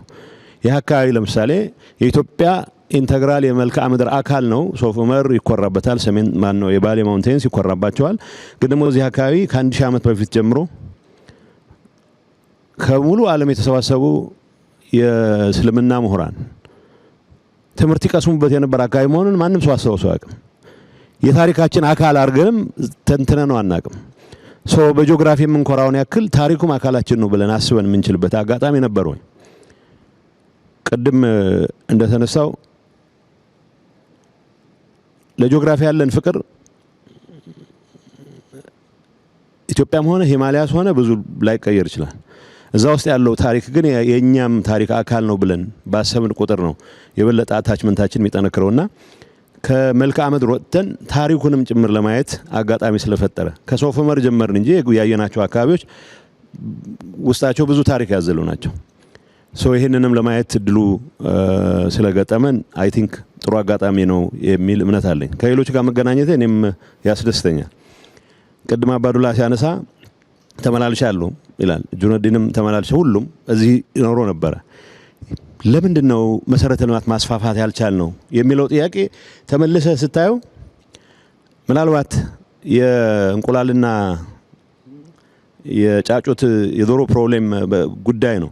ሰላምን ልማት ነው የሚያመጣው ወይስ ልማት ነው ሰላምን የሚያመጣው? እርግጠኛ የሆነ መልስ መስጠት አትችልም። ቢያንስ ግን አንዱ ይደግፋል። አባዱላ እዚህ በምትመጣበት ሰዓት አብዛኛው የማረጋጋት ስራ መስራት ላይ ትኩረት አድርገህ ሊሆን ይችላል። ጁነዲን በሚመጣበት ሰዓት ስላይትሊ የተለየ ስራ ሰርቶ ሊሆን ይችላል። እንደዛው የሆነ ይሄንበት ሂደት ነው። ግን በተግባር እዚህ አካባቢ ያለውን ፖቴንሻል መጠቀም ያስቻለን እድል ለምን አላየንም ብለን ስናስብ ታሪክ አለው፣ ጂኦግራፊ አለው፣ ብዙ ሀብት አለው። ቢያንስ ወንዞች አሉት። ከዲቫስቴሽን ውጪ ለልማት ብሎ የማያውቁ ወንዞች አሉ። ራሱ ሶፍ ዑመር ዋሻን እንኳን ያየን እንደሆነ ወንዝ በሚሞላበት ሰዓት ዋሻው ውስጥ ሲገለጽ እንደሰማሁት ጠቅላይ ሚኒስትሩም ሲገልጽ እንደሰማሁት እዚህ አጋጣሚ ወንዝ በሚሞላበት ሰዓት የፈለከውን ብትሰራ ጠራርጎት ነው የሚሄደው። እንደዚህ አይነቱ ኢንፍራስትራክቸሮች እንኳን ለመስራት የማያስችል ተፈጥሮ እዳ የሚሆንበት ሁኔታ ወደ ሀብት እንዴት እንቀይረዋለን የሚለው ነገር መታሰብ መቻል አለበት። መሬቱ እያለ ህዝቡ እያለ ኢንፍራስትራክቸሩ በመታጣቱ ምክንያት ግን ኢንፍራስትራክቸሩን ለመስራት የሚያስችል ሀብትም እያለ ትኩረት አለማድረጋችን ምናልባት የመድኃኒት ውሳኔ የወሰን ያክል ነው መቆጠር መቻል ያለበት። በታሪክ በዛ ደረጃ ነው መረዳት መቻል ያለበት። እዚህ ያለውን ሀብት ተጠቅመን ህዝቡ የተረጋጋ ኑሮ እንዲኖር ብቻ ሳይሆን ከሴፍቲኔት ወጥቶ እጁ ውስጥ ባለው ሀብት ሌሎችንም ማገዝ የሚያስችለው ከምንም ነገር በላይ ግን ይሄን አካባቢ ሁሉም ነገር ባሟላ መልኩ ፉሊ ትራንስፎርም ማድረግ የሚያስችለው አቅም መፍጠር እንችላለን የሚል ነው። ፈለግንም አልፈለግንም ያለፉት ፌሊየሮች ምንድናቸው ብለን በደንብ ስቶክ ወስደን ምናልባት ብዙ እንትን ማለት ሳይጠበቅብን ፎከስድ ሆነን ያለው ሀብት ያለው ሪሶርስ ያለው የህዝቡ አኗኗር ሁኔታ ያለው የአየር ሁኔታ ብዙም ሳይበግረን ብዙ ለውጥ ማምጣት እንደምንችል የምናሳይበት አጋጣሚ ተፈጥሯል የሚል እምነት አለኝ። ስናት አባውት ባሌ አሁን የምናወራው ስለ ባሌ አይደለም። ታሪካችን፣ መልክዓ ምድራችን፣ የቱሪስት መስህቦቻችን እርስ በርስ ያላቸው ግንኙነት እንደ ሀገርም ሊኖረን የሚገባው ግንኙነት የሚጠቁሙ ናቸው። የባሌ ተራራዎችን የሚጎበኙ ሰዎች የቱሪስት ዴስቲኔሽንም ስለሌላቸው አንድ አካባቢ ነበር ማቀው የመጨረሻ ማስታወሰው አንድ ጡረተኛ ኮሎኔል የሰራው እንትን ነበር። እሱም ለማግኘት ራሱ ቦታውን ለማግኘት ረጅም ጊዜ ነው የሚወስደው። በዛ ላይ በደንባራ በቅሎ እንደሚባለው የቱሪስት ዴስቲኔሽን የማየት ፍላጎት ብዙም ባልዳበረበት ኮንቴክስት ውስጥ ረጅም ጊዜ ወስደህ ቀጠሮ ይዘህ የምትሄድባቸው አካባቢዎች ብቻ የነበሩበት አንድ አካባቢ ብቻ የነበረበት ሁኔታ ብዙ ችግር ይፈጥራል። እዚህ ብቻ አይደለም እንደተባለው ነው። ትግራይ ስትሄድ የቱሪስት ዴስቲኔሽኖች የሉም። አማራ ክልል ያሉ የቱሪስት መስህቦች ሌሎች አካባቢዎች በተፈጥሮ በታሪክ በባህል በጣም ሪች የሆኑ አካባቢዎች በዚህ ደረጃ የቱሪስት ዴስቲኔሽኖች እየተሰራ እየተጠናከረ በሄደ ቁጥር አንድ ቱሪስት አንድ አካባቢ ብቻ አይደለም አይቶም የሚመለሰው ሌሎች አካባቢዎችንም ማየት የሚያስችለውን ፓኬጅ ቀርጾ መንቀሳቀስ የሚችልበት እድል ይፈጥራል። እዛው ያለ በተለያዩ የአገሪቱ ክፍሎች መካከል ያለው ግንኙነት የጂኦግራፊ የመልክዓ ምድር ብቻ ሳይሆን የታሪክም የባህልም የፖለቲካም የመተባበር የሚሆንበት እድል በጣም ያሰፋል። እንደ ሾኬዝ ማድረጊያ አይ ቲንክ ባሌ ውስጥ ለብዙ አመታት ጠቅላይ ግዛት ሆኖም ክፍለ ሀገር ሆኖም ዞን ሆኖም የታጡ እድሎች በአንድ ላይ ተሰባስበው መፈጠር የሚችሉበት የቱሪስት ዴስቲኔሽኖች የሚዳብሩበት ባሌ ሶፍ ዑመር ሌሎች አካባቢዎችም ከመልክዓ ምድር በላይ ታሪክ እንዳላቸውም ጭምር የምናይበት ከዛ አልፎ ግን በምግብ ራስ መቻል ብቻ ሳይሆን ለየት ያለ ኢኮኖሚክ ትራንስፎርሜሽን ለማምጣት የሚያስችል አቅምም በተግባር የምናረጋግበት አጋጣሚ ስለሆነ ይህንን ማድረግ ለቻላችሁ ሁሉ ድሮ የጀመራችሁ አላችሁ፣ ያስቀጠሉት አሉ። አሁንም ወደፊት ለመውሰድ በሚደረገው ጥረት ውስጥ ሙሉ ጊዜያቸውን እያባከኑ ያሉ ሁሉም አመራር ያሉ ሰዎች በዚህ ስራ መኩራት ያለባቸው ይመስለኛል። ግን የተሟላ ስራ ሊሆን አይችልም። በሂደት እየተጠናከረ ሌሎች የሚማሩበት እንዲሆን ከማድረግ አንጻር ግን እነኚህ ነገሮች ለዚህ አካባቢ ዩኒክ የሚሆኑ ነገሮች የመኖራቸውን ያክል ሌሎች አካባቢዎችም ሪፕሊኬት ሊደረጉ የሚችሉ ነገሮች እንዳሉ ታውቆ ልማቶቻችን የቱሪስት መስህቦቻችን ሰላማችንን የምናረጋግጥባቸው ሰላማችን በማረጋገጥችን ምክንያት ደግሞ ሌሎች ተጨማሪ አጋጣሚዎችን የምንገነባባቸው እንዲሆኑ ሁላችንም መስራት አለብን የሚል መልእክት ለማስተላለፍ ነው። በዚህ አጋጣሚ ሸንቀጥቀጥ ለማለት የሚያስችለን ያቃሰትን ቢሆን ብዙ ጋራ ለመውጣት ስላስገደዱን በዚህ አጋጣሚ ማመስገን ፈልጋለሁ። ሌሎች አጋጣሚዎችም ተጠቅመን መወያየቱ ብቻ ሳይሆን አገር ምን አለው ብሎ ለማየት የሚያስችለውን አጋጣሚ መጠቀም መቻል መልመድ አለብን የሚል እግረ መንገድ መልእክት ማስተላለፍ ፈልጋለሁ። አመሰግናለሁ። በመጀመሪያ ደረጃ ይሄንን እድል ስላመቻቻችሁልን እጅግ በጣም አመሰግናለሁ። አንዳንዶቹ ጓደኞቼ እንደተናገሩት እኔም ባሌ የመጣሁት ለመጀመሪያ ጊዜ አይደለም። በተለያዩ ጊዜያቶች መጥቻለሁ። ሶፍ ዑመርንም አይቼ አውቃለሁ፣ ሌሎችንም አይቼ አውቃለሁ። ግን በዚህ ስፋትና በዚህ ደረጃ አልተረዳሁም፣ አላየሁም። እውነት ለመናገር ከልቤ ነው። በዚህ ደረጃ ስፋት ያለው በዚህ ደረጃ ትልቅ ሀብት አለ ብዬ ወስጄ አላውቅም። አንዱ ያየሁት ይሄን ነው። ይሄ ማለት በኢትዮጵያ ደረጃ ትልቅ ሀብት እንዳለ፣ ይህ ሀብት ሁሉ ትልቁ ሀብት አፈርና ውሃ ነው። በኢትዮጵያ ውስጥ ትልቅ ሀብት እንዳለ የሚያሳይ ነው፣ ማሳያ ነው ይሄ። ግን ይሄ ሁሉ ሀብት እያለ እግዚአብሔር እነዚህን ሁሉ መርቆ ሰጥቶ ለዘመናት ለማኝ ሆነናል፣ ድሃ ሆነናል። ድሃ ክብር የለውም። ይሄንን ስናይ እልህ ሊይዘን ይገባል። ለምን? በእውነት ለመናገር ይሄንን ሁሉ ይዞ ድሃ መሆን ያሳፍራል። ይሄ መነገር አለበት፣ በትክክል መነገር አለበት፣ ህዝቡም ማወቅ አለበት። ይሄ እንደተጠበቀ ሆኖ ግን አሁን የተጀመረው ስራ በድፍረት የሚወሰነው ውሳኔ በፍጥነት የሚያልቀው ስራ እና ትልቅ መስዋዕትነትን የሚጠይቅ ስራ ደግሞ ተጀምሯል። ክቡር ጠቅላይ ሚኒስትር ሁሌኛ በሰራነው ስራ አንኮራም፣ የተለየ ክብር እንዲሰማንም አይፈለግም። ግን የተሰራ ስራ መነገር አለበት፣ ሁላችንም ልንረካበት ይገባል። ይሄ ተስፋ ሰጥቶኛል። ይሄንን ሀብት ወደ ጥቅማችን ቀይረን ከድህነት እንወጣለን፣ የተከበረች ሀገርና ህዝብ እንሆናለን የሚል ተስፋ ሰጥቶኛል። ይሄንን የተጀመረውን ተስፋ በሙሉ ልብ በሙሉ አቅም ተግባራዊ እንዳናደርግ ግን እንቅፋት የሚሆኑ ነገሮች አሉ። ሁለት ናቸው ለኔ። አንድ የሰላም ችግር። ዛሬ ኢትዮጵያ ውስጥ በኔ እምነት ጥይት የሚተኮስበት ምክንያት አለ ብዬ አላምንም። ባሌ ለዚህ ትልቅ ምሳሌ ነው። ለምንድን ነው መሳሪያ የሚያነሳው ሰው? ሀሳቡን በነፃነት መግለጽ የማይችል ከሆነ፣ መጠየቅ የማይችል ከሆነ፣ ስለተናገረ የሚገደል ከሆነ መብቱን ለማክበር መሳሪያ ማንሳት አለበት። አንስተዋል ባሌ በዚህ ዘመን። ዛሬ እኔ እንደሚገባኝ እስከማውቀው ድረስ ባሌ ደግሞ ሰላምን መርጦ ሰላም ነው። ይሄ ዞን ትልቅ ምሳሌ ነው። በዚህ እኔ የኢትዮጵያ ህዝብም ፓርቲውም መንግስትም በከፍተኛ ደረጃ ማውገዝ ያለብን ይሄንን የጀመርነው እናስቀጥል ከተባለ የጥይት ተኩስ መቆም አለበት። ይሄንን ህዝቡ በዋናነት መውሰድ አለበት ብዬ አምናል። እሱ ከሆነች ሀገር ተስፋ አላት፣ ታሪካችን ይቀየራል። ስለዚህ አንዱ በዚህ አጋጣሚ መናገር የሚፈልገው ይሄንን ነው። በሁለተኛ ደረጃ የሚሰሩ ስራዎች ተጠናክሮ እንዳይቀጥሉ ከግራና ከቀኝ የሚመጡ አሉታዊ አስተሳሰብ፣ አሉታዊ ወሬዎች እርሶም ፓርቲውም ብዙ ለዚህ ቦታ የሚሰጥ አይመስለኝም። ከዚህ በላይም ቦታ መስጠት የለብንም ብዬ አምናለሁ። ምክንያቱም የሚታይ የሚዳሰስ ነገር ሌላ ትርጉም ስትሰጠው ታያለ። ይሄ ነው የሚጎላው። ይሄ አይጠቅምም፣ ለማንም አይጠቅም። መጨረሻ ላይ ማንሳት እንፈልገው ብዙ ጊዜ አንዳንድ ነገሮች ይጀመሩና እርካታ ይመጣል።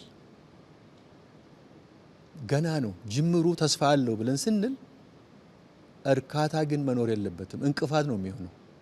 ገና ብዙ ነገር አለ፣ ገና ብዙ ፈተና አለ፣ ገና ብዙ መንገድ አለ። እሱን ላይ በግንባር ቀደምትነት እርሶ፣ ቀጥሎ ፓርቲው፣ ሌላውም አመራር ጉዟችን ረጅም ነው፣ ገና ብዙ ስራ አለን የሚል ስራ ለዚህ የሚያነሳሳ መሆን አለበት ብዬ አምናለሁ። አመሰግናለሁ። አመሰግናለሁ ክቡር ጠቅላይ ሚኒስትር። እኔ ይህንን እድል በመፈጠሩ በጣም ደስ ብሎኛል። ከዚህ ስብስብ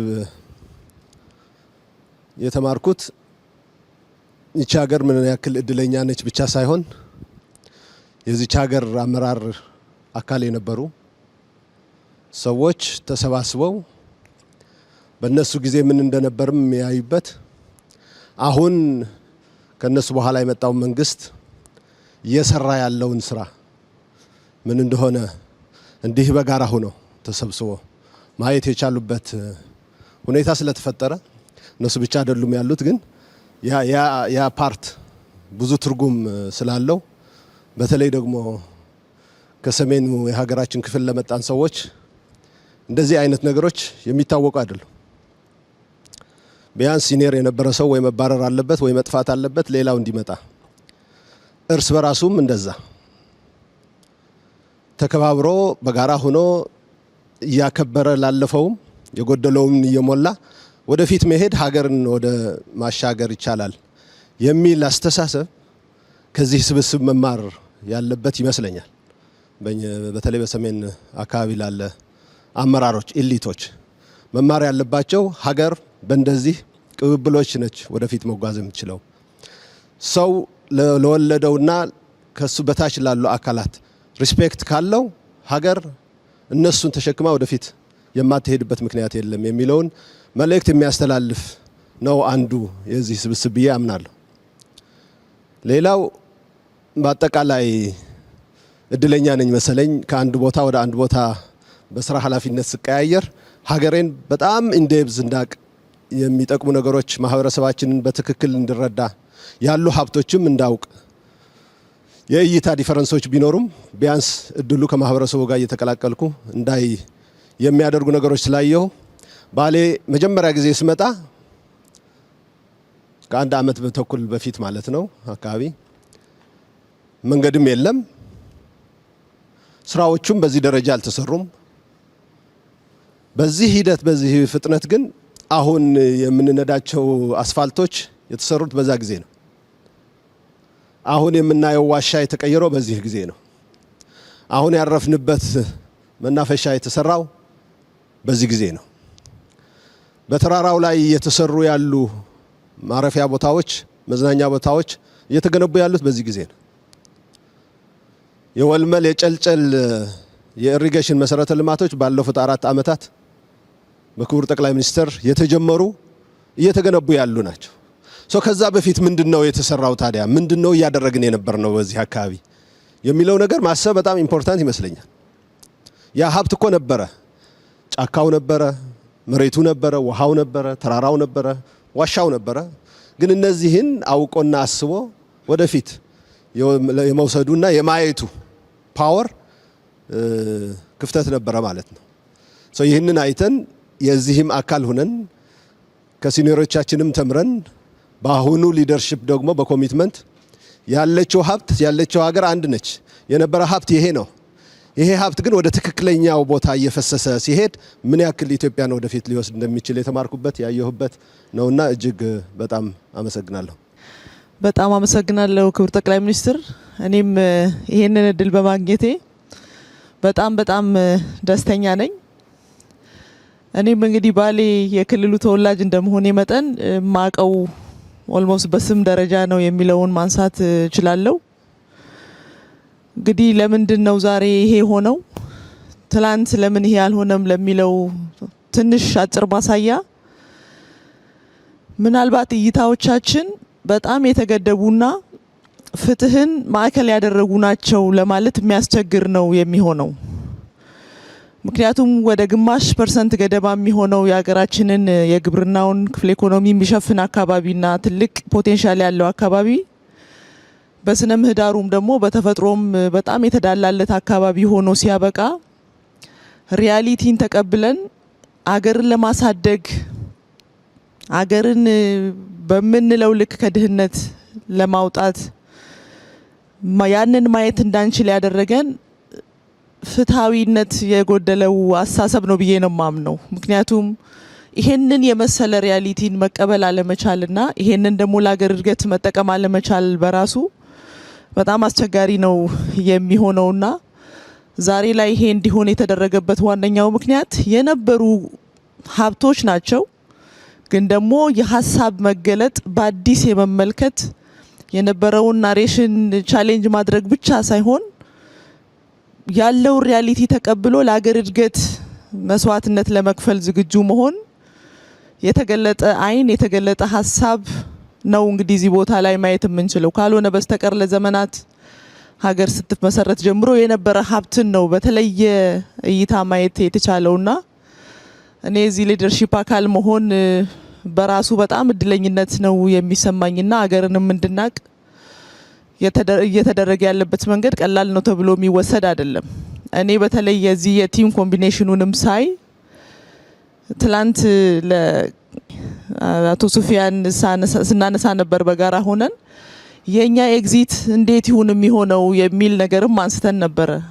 እንዳው ይሄ መታደልን ነው የሚጠይቀውና ምናልባትም የነበሩ ባህሎቻችንንም ጭምር መልሰን እንድናያቸውና ዛሬ ደግሞ በአመራር ያለን ሰዎች ለነገ ትውልድም ትምህርት እያስተላለፍን ያለን ነው የሚመስለኝና ሌላው ይቅርና የአንድ ክልል ቀድሞ የነበሩ አመራሮችን በዚህ ደረጃ ማገናኘት ብቻውን ሌላውንም ጨምሮ ማገናኘት ብቻውን ትልቅ ትምህርት የሚሰጥ ነው። እኔ በጣም እድለኛ ነኝ። የኛም ኤግዚት እንዲሁ እንደሚሆን ተስፋ አደርጋለሁ። ካለፈውም እየተማርን የቤት ስራ እየወሰድን ዛሬ ላይ ደግሞ የሚገባንን እየሰራን ለነገ ትውልድ ማድረግ የሚገባንን ማስተላለፍ የሚገባንን መልእክት መስራት፣ መተግበር፣ ፍትህን በተግባር ማረጋገጥ፣ ከንግግር በላይ ተግባራት ደግሞ ራሳቸው ከፍ አድርገው ራሳቸው ኮሙኒኬት ማድረግ እንዲችሉ ማድረግና ጥራትን፣ የአመለካከት ለውጥን በተግባር ማየት ትያለው። ሀሳብ በተግባር መቀየር እንደሚችል ደግሞ ከፍተኛ ክትትል፣ ቁጥጥር ያለምንም ድካም የሚደረግበት መንገድ እኔም በግሌ የመማርበት ሌላውም ትምህርት የሚወስድበት ይመስለኛል። ከልብ አመሰግናለሁ። አመሰግናለሁ ክቡር ጠቅላይ ሚኒስትር፣ ክብርት ቀዳማዊት እመቤት፣ ሁላችሁም አመራሮች እንደምን አደራችሁ በድጋሚ ማለት እፈልጋለሁ። በኔ በኩል መጀመሪያ የተሰማኝን ለማንሳት በአንድ በኩል ቁጭት፣ በሌላ መንገድ ተስፋ፣ ለምን ደሃ ሆንን መርጠን ወስነን ወይስ የሚል ጥያቄ ራሴን መላልሼ እንድጠይቅ አስገድዶኛል። ሁለተኛ በአጭር ጊዜ የተሰራው ስራ ልማታችን መልከ ብዙ ደርዘ ብዙ መሆኑን ሁሉንም አካባቢዎች ገጠሩን፣ ከተማውን ከጫፍ ጫፍ ለማካተት እየተደረገ ያለው ርብርብ ደግሞ ቀጥሎ የምትኖረው ኢትዮጵያ የልጆቻችን ኢትዮጵያ እኛም እድሜ ከሰጠን ልናያት የምንችላትና እያየናት ያለች ኢትዮጵያ ምን ያክል ተገቢውን ስፍራ እየያዘች እንደሆነ ማየት ይቻላልና ባሌ ላይ ያየነው ነገር እስካሁን እየተሰሩ ያሉ ስራዎችን ሌላኛውን መልክ ነው ያየነው ብዬ ነው የወሰድኩት። ከወሰድኩት ትምህርት አኳያ የመጀመሪያው ስራ ሀገርንና ሕዝብን አውቆ በጥበብ የመምራት ትምህርት ነው የወሰድኩት። በጂኦግራፊ ስንማር ስለዚህ አካባቢ መጥቻ አላቅም፣ እድሉ ገጥሞኛ አቅም ከሮቤ አልፌ አላውቅም። ነገር ግን ስለ ሶፍ ዑመር ዋሻ እና ስለ ባሌ ተራሮች የመጀመሪያ ደረጃ ትምህርት ስንማር አውቃለሁ ማለት ሰምቻለሁ። ነገር ግን ኢትዮጵያ ምን አላት፣ የት ቦታ ምን ሀብት አላት፣ ምን ቅርስ አላት ብሎ አውቆ አመራር ሰጥቶ በቅርብ ተከታትሎ ደግፎ በመምራት ደግሞ ኢትዮጵያ ያላትን ጸጋ ለማውጣት የሚያስችል የአመራር ጥበብ ተምር ያለው በስራ አጋጣሚ መካከለኛው ምስራቅ በሄድኩበት በጣም መታየት ያለበት ነገር ብለው ወስደውን ነበር። የኔ ካውንተር ፓርቲ የሆኑ ሚኒስትርና ገርሞኝ ነበር። እንደዚህ አይነት ተመሳሳይ ይዞታ ያለው ቦታ ነው ያየሁት። ገርሞኝ ነበር። ትናንትና ግን የሶፍ ዑመር ዋሻን የማየት እድል ሲገጥመኝ ለካ ያለንን ስላላወቅኩ እንጂ እኛም የላቀ የሚያስገርም የሚያስደምም ነገር አለን የሚል ሌሰን ወስጃለሁ። ጸጋን መሰረት አድርጎ አውቆ የመምራት ጥበብ በጣም ትልቁ ነው የሚመስለኝ። ሁለተኛው በተለያየ መንገድ ተነስቷል። የፖለቲካ ባህል ለውጥ ላይ የተሰራ ያለው ስራ ፎር ግራንትድ የሚወሰድ አይደለም ማለት ነው። የስራ ውጤት ነው። አዲሱን ትውልድ ነባሩን ትውልድ እኔ የሰለጠኑ የሚባሉ ሀገራት ጋር ትናንት ኮንቨርሴሽን ነበረን። ለሰለጠነው ዓለም ከኔ የተሻለ ኤክስፖዠር ያላቸው አመራሮች ጋር የማውራት እድል ነበረንና በሰለጠነው ዓለምም ጭምር እንደዚህ አይነት ልምድ በተሟላ መንገድ ብዙ የሚታይ አይደለም ተብሎ ነው ሲነሳ የነበረውና ያልነበረን የፖለቲካ ባህል ነው። እኔ ቢያንስ ተገምግሜበታለሁ። የወጣን አመራር ለምንድነው ቶሎ ቶሎ ስልክ ምትደውዩ ተብዬ ተገምግሜያለሁ። እዚህ ዊትነስ የሆኑ ጓደኞች ያሉ የግምገማው መድረኩ ላይ የፓስት ለመውቀስ አይደለም፣ ያለፍንበት ሂደት ነው። መማር ያስፈልጋል። እየገነባን ያለው ስርዓት፣ እየገነባን ያለው የፖለቲካ ባህል ዝም ብሎ አብሮ መንቀሳቀስ ዝም ብሎ የሚመጣ ነገር አይደለም ማለት ነው። እኛ ማንበር የምንፈልጋት ኢትዮጵያ የሀሳብ ልዩነት ያለው ሰው ቢኖር፣ የትውልድ ልዩነት ቢኖር ይሄን ሁሉ አብሮ መያዝ እና አብሮ መሄድ አብሮ መራመድ ያስችላል። አንዱ የአንዱን ዊዝደም መማር ይችላል። አዲሱ ትውልድ ከነባሩ ትውልድ የሚማረው አለ፣ ነባሩ ትውልድ ከአዲሱ ትውልድ የሚወስደው አለ ማለት ነው። አዲሱ ትውልድ እየሄደ ያለበትን ፔስ ጨምሮ እይታውን ጨምሮ ሊወሰድ የሚችል ትምህርት አለ። ይሄንን ትምህርት ወስጃለሁ በግሌ ማለት ነው። ፕሮባብሊ የነገዋ ኢትዮጵያ ደግሞ ከዛሬ በላይ እጅግ በጣም ቆንጆ ትሆናለች የሚልም እምነት አለኝና እነዚህን ሁለት ሌሰኖች እና ሁለት ስሜቶች ያስተናገደ ቆይታ ነው የነበረኝ። እጅግ አድርጌ አመሰግናለሁ። አመሰግናለሁ ክቡር ጠቅላይ ሚኒስትር። የኔ ሜቢ ሪፍሌክሽን እንደ ሀገር ኢትዮጵያ ለማደግ ለመለወጥ ለመበልጸግ ሁሉም ፈጣሪ ሁሉንም ራይት ኢንግሪዲየንት ሰጥቷታል ብዬ አምናለሁ። ሜቢ ለምን አልተለወጥንም ለምን አላደግንም? ምክንያቱም መለወጥ ማደግ የነበረብን ትላንት ነበር ዛሬ ሳይሆን ለምን አልተለወጥንም ለምን አላደግንም ብለን ካየን ሜቢ የአመራር ቪዥን እንዲሁም ቁርጠኝነት ውስንነት እንዲሁም ደግሞ የዜጎች አሁን ያለው ትውልድ ወይም ትላንት የነበረው ትውልድ እኔ ዋጋ ከፍዬ ለነገዎቹ ለልጆቻችን የተሻለ አገር አወርሳለሁ የሚል ትውልድ ሜቢ አለመኖሩ ይመስለኛል። ከዛ በተረፈ ግን ሁሉም ራይት ኢንግሪዲየንቶች ተሰጥተዋታል ኢትዮጵያ ብዬ አስባለሁ። ለዚህም ጥሩ ማሳያ ባሌ ነው። ባሌ ብዙ ጊዜ ባሌን ግለጪ ሲባል ባሌ መጥቶ መታየት ያለበት ነው፣ ለመግለጽ ከባድ ነው ላለው። ምክንያቱም ሁሉም ራይት ኢንግሪዲየንቶች ባሌ ውስጥ አሉ። ሁላችንም በዚህ ቆይታ እንዳየ ነው። ለምሳሌ ግብርናን ለማሳደግ ባሌን ብቻ ሳይሆን ኢትዮጵያን የብሬድ ባስኬት ለማድረግ ምቹ ተፈጥሮዎች አሉ፣ ምቹ መልክዓ ምድር አለ። እንዲሁም ደግሞ ከዚህ የሚነሱ 5 ትልልቅ ወንዞች አሉ። እዚህ አካባቢ ያለውን ኢትዮጵያ ውስጥ ያለውን ብቻ ሳይሆን ጎረቤት ተሻግረው ከ30 ሚሊዮን በላይ ህዝብ ውሃ የሚያጠጡ ወንዞች እዚህ አሉ። መልክዓ ምድሩም የተመቸ ነው።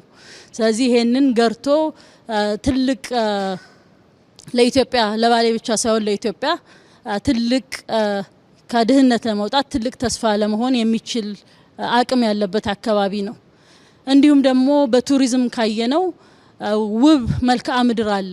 እጅግ በጣም ያማረ የተዋበ ለመግለጽ በጣም አዳጋች የሆነ በጣም ብዙዎችን የሚያማልል የብዙ ሀገሮች ያላቸውን መስህቦች በአንድ ቦታ የያዘ የተፈጥሮ ሀብት አለ። እነዚህን መግራት እነዚህን ተፈጥሮ የሰጠንን ትንሽ ነገር ጨምረንበት እዚህ መሳብ አለመቻላችን ካልሆነ በስተቀር ሁሉም ራይት ኢንግሪዲየንቶች አገር ውስጥ እንዳለ ያሳያል። አሁን እንግዲህ በዚች ጥቂት አመታት ውስጥ በተጀመሩ በጣም ብዙ ቦታዎች ላይ ትልቅ ስራዎች እየተሰሩ ነው። ምንም እንኳን ወደምንፈልገው ለመድረስ ገና ጅምሮችና ማሳያዎች ቢሆኑም እነዚህ ትልቅ ተስፋ የተጣለባቸው የአመራር ቪዥን የታየባቸው ትልቅ ስራዎች በየቦታው አሉ፣ ባሌን ጨምሮ። እዚህ ላይ እንግዲህ ይሄ ትውልድ እኔ እንደሚገባኝ እኔንም ጨምሮ መቁረጥና መወሰን ይኖርበታል። ይሄንን ያለንን ሀብት አንሎክ አድርጎ በግብርናውም ይሁን በቱሪዝሙም ይሁን በተለያየ መልኩም ይሁን ይሄንን አንሎክ አድርጎ መለወጥና ለሚቀጥለው ትውልድ የተሻለ ሀገር የመተው አሳይመንት የኛ ነው የሚል ትውልድ ያስፈልጋል የሚለውን በደንብ የሚያሳይ ይመስለኛል። ከዛ በተጨማሪ ሁለት አይነት ትውልድም እንግዲህ ያለ እዚሁ የመማማር እንዲሁም ሀሳብ የመለዋወጥ የመደጋገፍንም ልክ ሌሎቹ እንዳሉት የታየበት ቆይታ ስለነበረ በጣም አስተማሪ በጣም አይን ከፋሽ ነበር ብዬ አስባለሁ። አመሰግናለሁ። አመሰግናለሁ። እኔም ይሄን እድል በማግኘቴ ከምንም በላይ በጣም ማመስገን እፈልጋለሁ። በጣም ሲኒየር ከነበሩ አመራሮች ጋር ብዙ በህይወታቸው ብዙ ነገር ካዩ አመራሮች ጋር እንደዚህ ያሉ ደግሞ ኢትዮጵያ ያላትን ውብ ጸጋ አብሮ አይቶ ከዛ ውስጥ ምንድነው ፈልቅቆ ማውጣት የሚቻለው የሚለውን ልምድ ለመቀሳሰምም እድል ፈጥሯልና ይሄ በራሱ ትልቅ የአተያይና የተግባራዊ ሽፍትም ጭምር ነው። ብዙ ታሪክ ቀይሯል ብዬ አምናለሁ። በጣም ብዙ እንደሄድን ነበር ያሰብኩት። ማለት ውስጤ የነበረው በጣም ብዙ ሩቅ ይሄደናል። በቃ አሁን የተጀማመሩ ላውንች የተደረጉ በጣም ያው ሰሞኑን የጀማመርናቸው ስራዎች ተደማምረው በዚህ አመት በተለይ ደግሞ ከህዳሴ ግድብ ጀምሮ ያሉትን የተጀማመሩ ኢኒሼቲቮችን ደማምሬ አይቼ በጣም ብዙ ርቀት ትውልድ ሊያስኬድ የሚችል ስራ እንደጀመርን ውስጤ ፊል ያደርግ ነበረ። ባሌ ላይ መጥቼ ካየው በኋላ ገና ለካ ምንም አልነካንም የሚል ደግሞ ስሜት ተሰማኝ። የጀማመርናቸው ነገሮች በጣም ጥቂት እንደሆኑ ነው ፊል ያረኩት። ያለን ብዙ ነው። ያለን ተነክቶ ሚያልቅ አይደለም፣ ተሰርቶ ሚያልቅ አይደለም። አሁን ያለው የተጀመረው ነገር በጣም በጨለማ ውስጥ ጭላንጭል ብርሃን እንደማብራት ነው። ይሄ ጭላንጭሉ መብራት በጣም እየፈካ ሄዶ ይሄ ሀገር ለብዙዎች መትረፍ የሚችል አቅም ያለው መሆኑን ማሳያ እንደሆነ ነው የገባኝ። በአንድ ጫፍ እስከ ሎላንዱ ድረስ ከትላልቆቹ ውሃዎች እስከ ትንንሾቹ የሚወርዱ ጅረቶች ድረስ ከእንስሳቱ ቫራይቲ ተቆጥሮ ማያልቅ አይነት ከታሪክም ተፈጥሮ ደግሞ ያልተጠቀምናቸው ነገሮችን ያለንን አፈርና ውሃ አገናኝተን ምርታማነትን ማሳደግ ወደምንችልበት ሁሉን በአንድ ላይ ማሳየት የሚችል አንድ ማዕድ ላይ መቅረብ የሚችል ነገር አየሁኝና ለካ ገና ብዙ የቤት ስራ አለብን የሚል ነው የሰጠኝ አሳይመንት። ብዙ በጣም ብዙ የቤት ስራ እኛም ከኛ ቀጥሎ ያለው ትውልድም ትልቅ የቤት ስራ አለብን። የመፈለግን የቀጣይ ትውልድ አዳዲስ ነገሮችን እንዲፈጥርና እንዲፈጥን ተብሎ በመደመር መንግስት የተጻፈው ነገር የግድ ኤግዚስት አድርጎ ሰጥቶናል ፈጣሪ። ሁሉንም አንድም ነገር አላሳጣንም። የገባኝ እሱ ነው። ምንም ያጣነው ነገር የለም። ከኛ ግን ያለውን የማወቅ ፍላጎት የፈለግነውን ደግሞ በአግባቡ አውቀነው ወደ ተግባር የመቀየር ወኔ፣ ይሄንን ወኔ ይዞ ደግሞ ያንን የሚመራ ኃይል ነው የሚፈልገው። ይሄን ካረግን ለምንድን ነው ምን ለምነው ክቡር ጠቅላይ ሚኒስትር ቅድም ያሉት እንዴት እኛ ለማኝ እንሆናለን? ይሄ ሁሉ በእጃችን ተሰጥቶን እያለ የሚለው በጣም ያሸማቅቃል። ገና ያልነካ ነው ብዙ ነገር አለ። በጣም ብዙ የቤት ስራ ነው የተሰማኝ። እንግዲህ ፈጣሪም ረድቶን ብዙ ነገር እንሰራለን ብዬ አምናለሁ። አመሰግናለሁ። አመሰግናለሁ። እንደ ባሌ አይነት ቦታ የመጣ ሰው ከመልስ ይልቅ ብዙ ጥያቄዎች ነው የሚያተርፈው።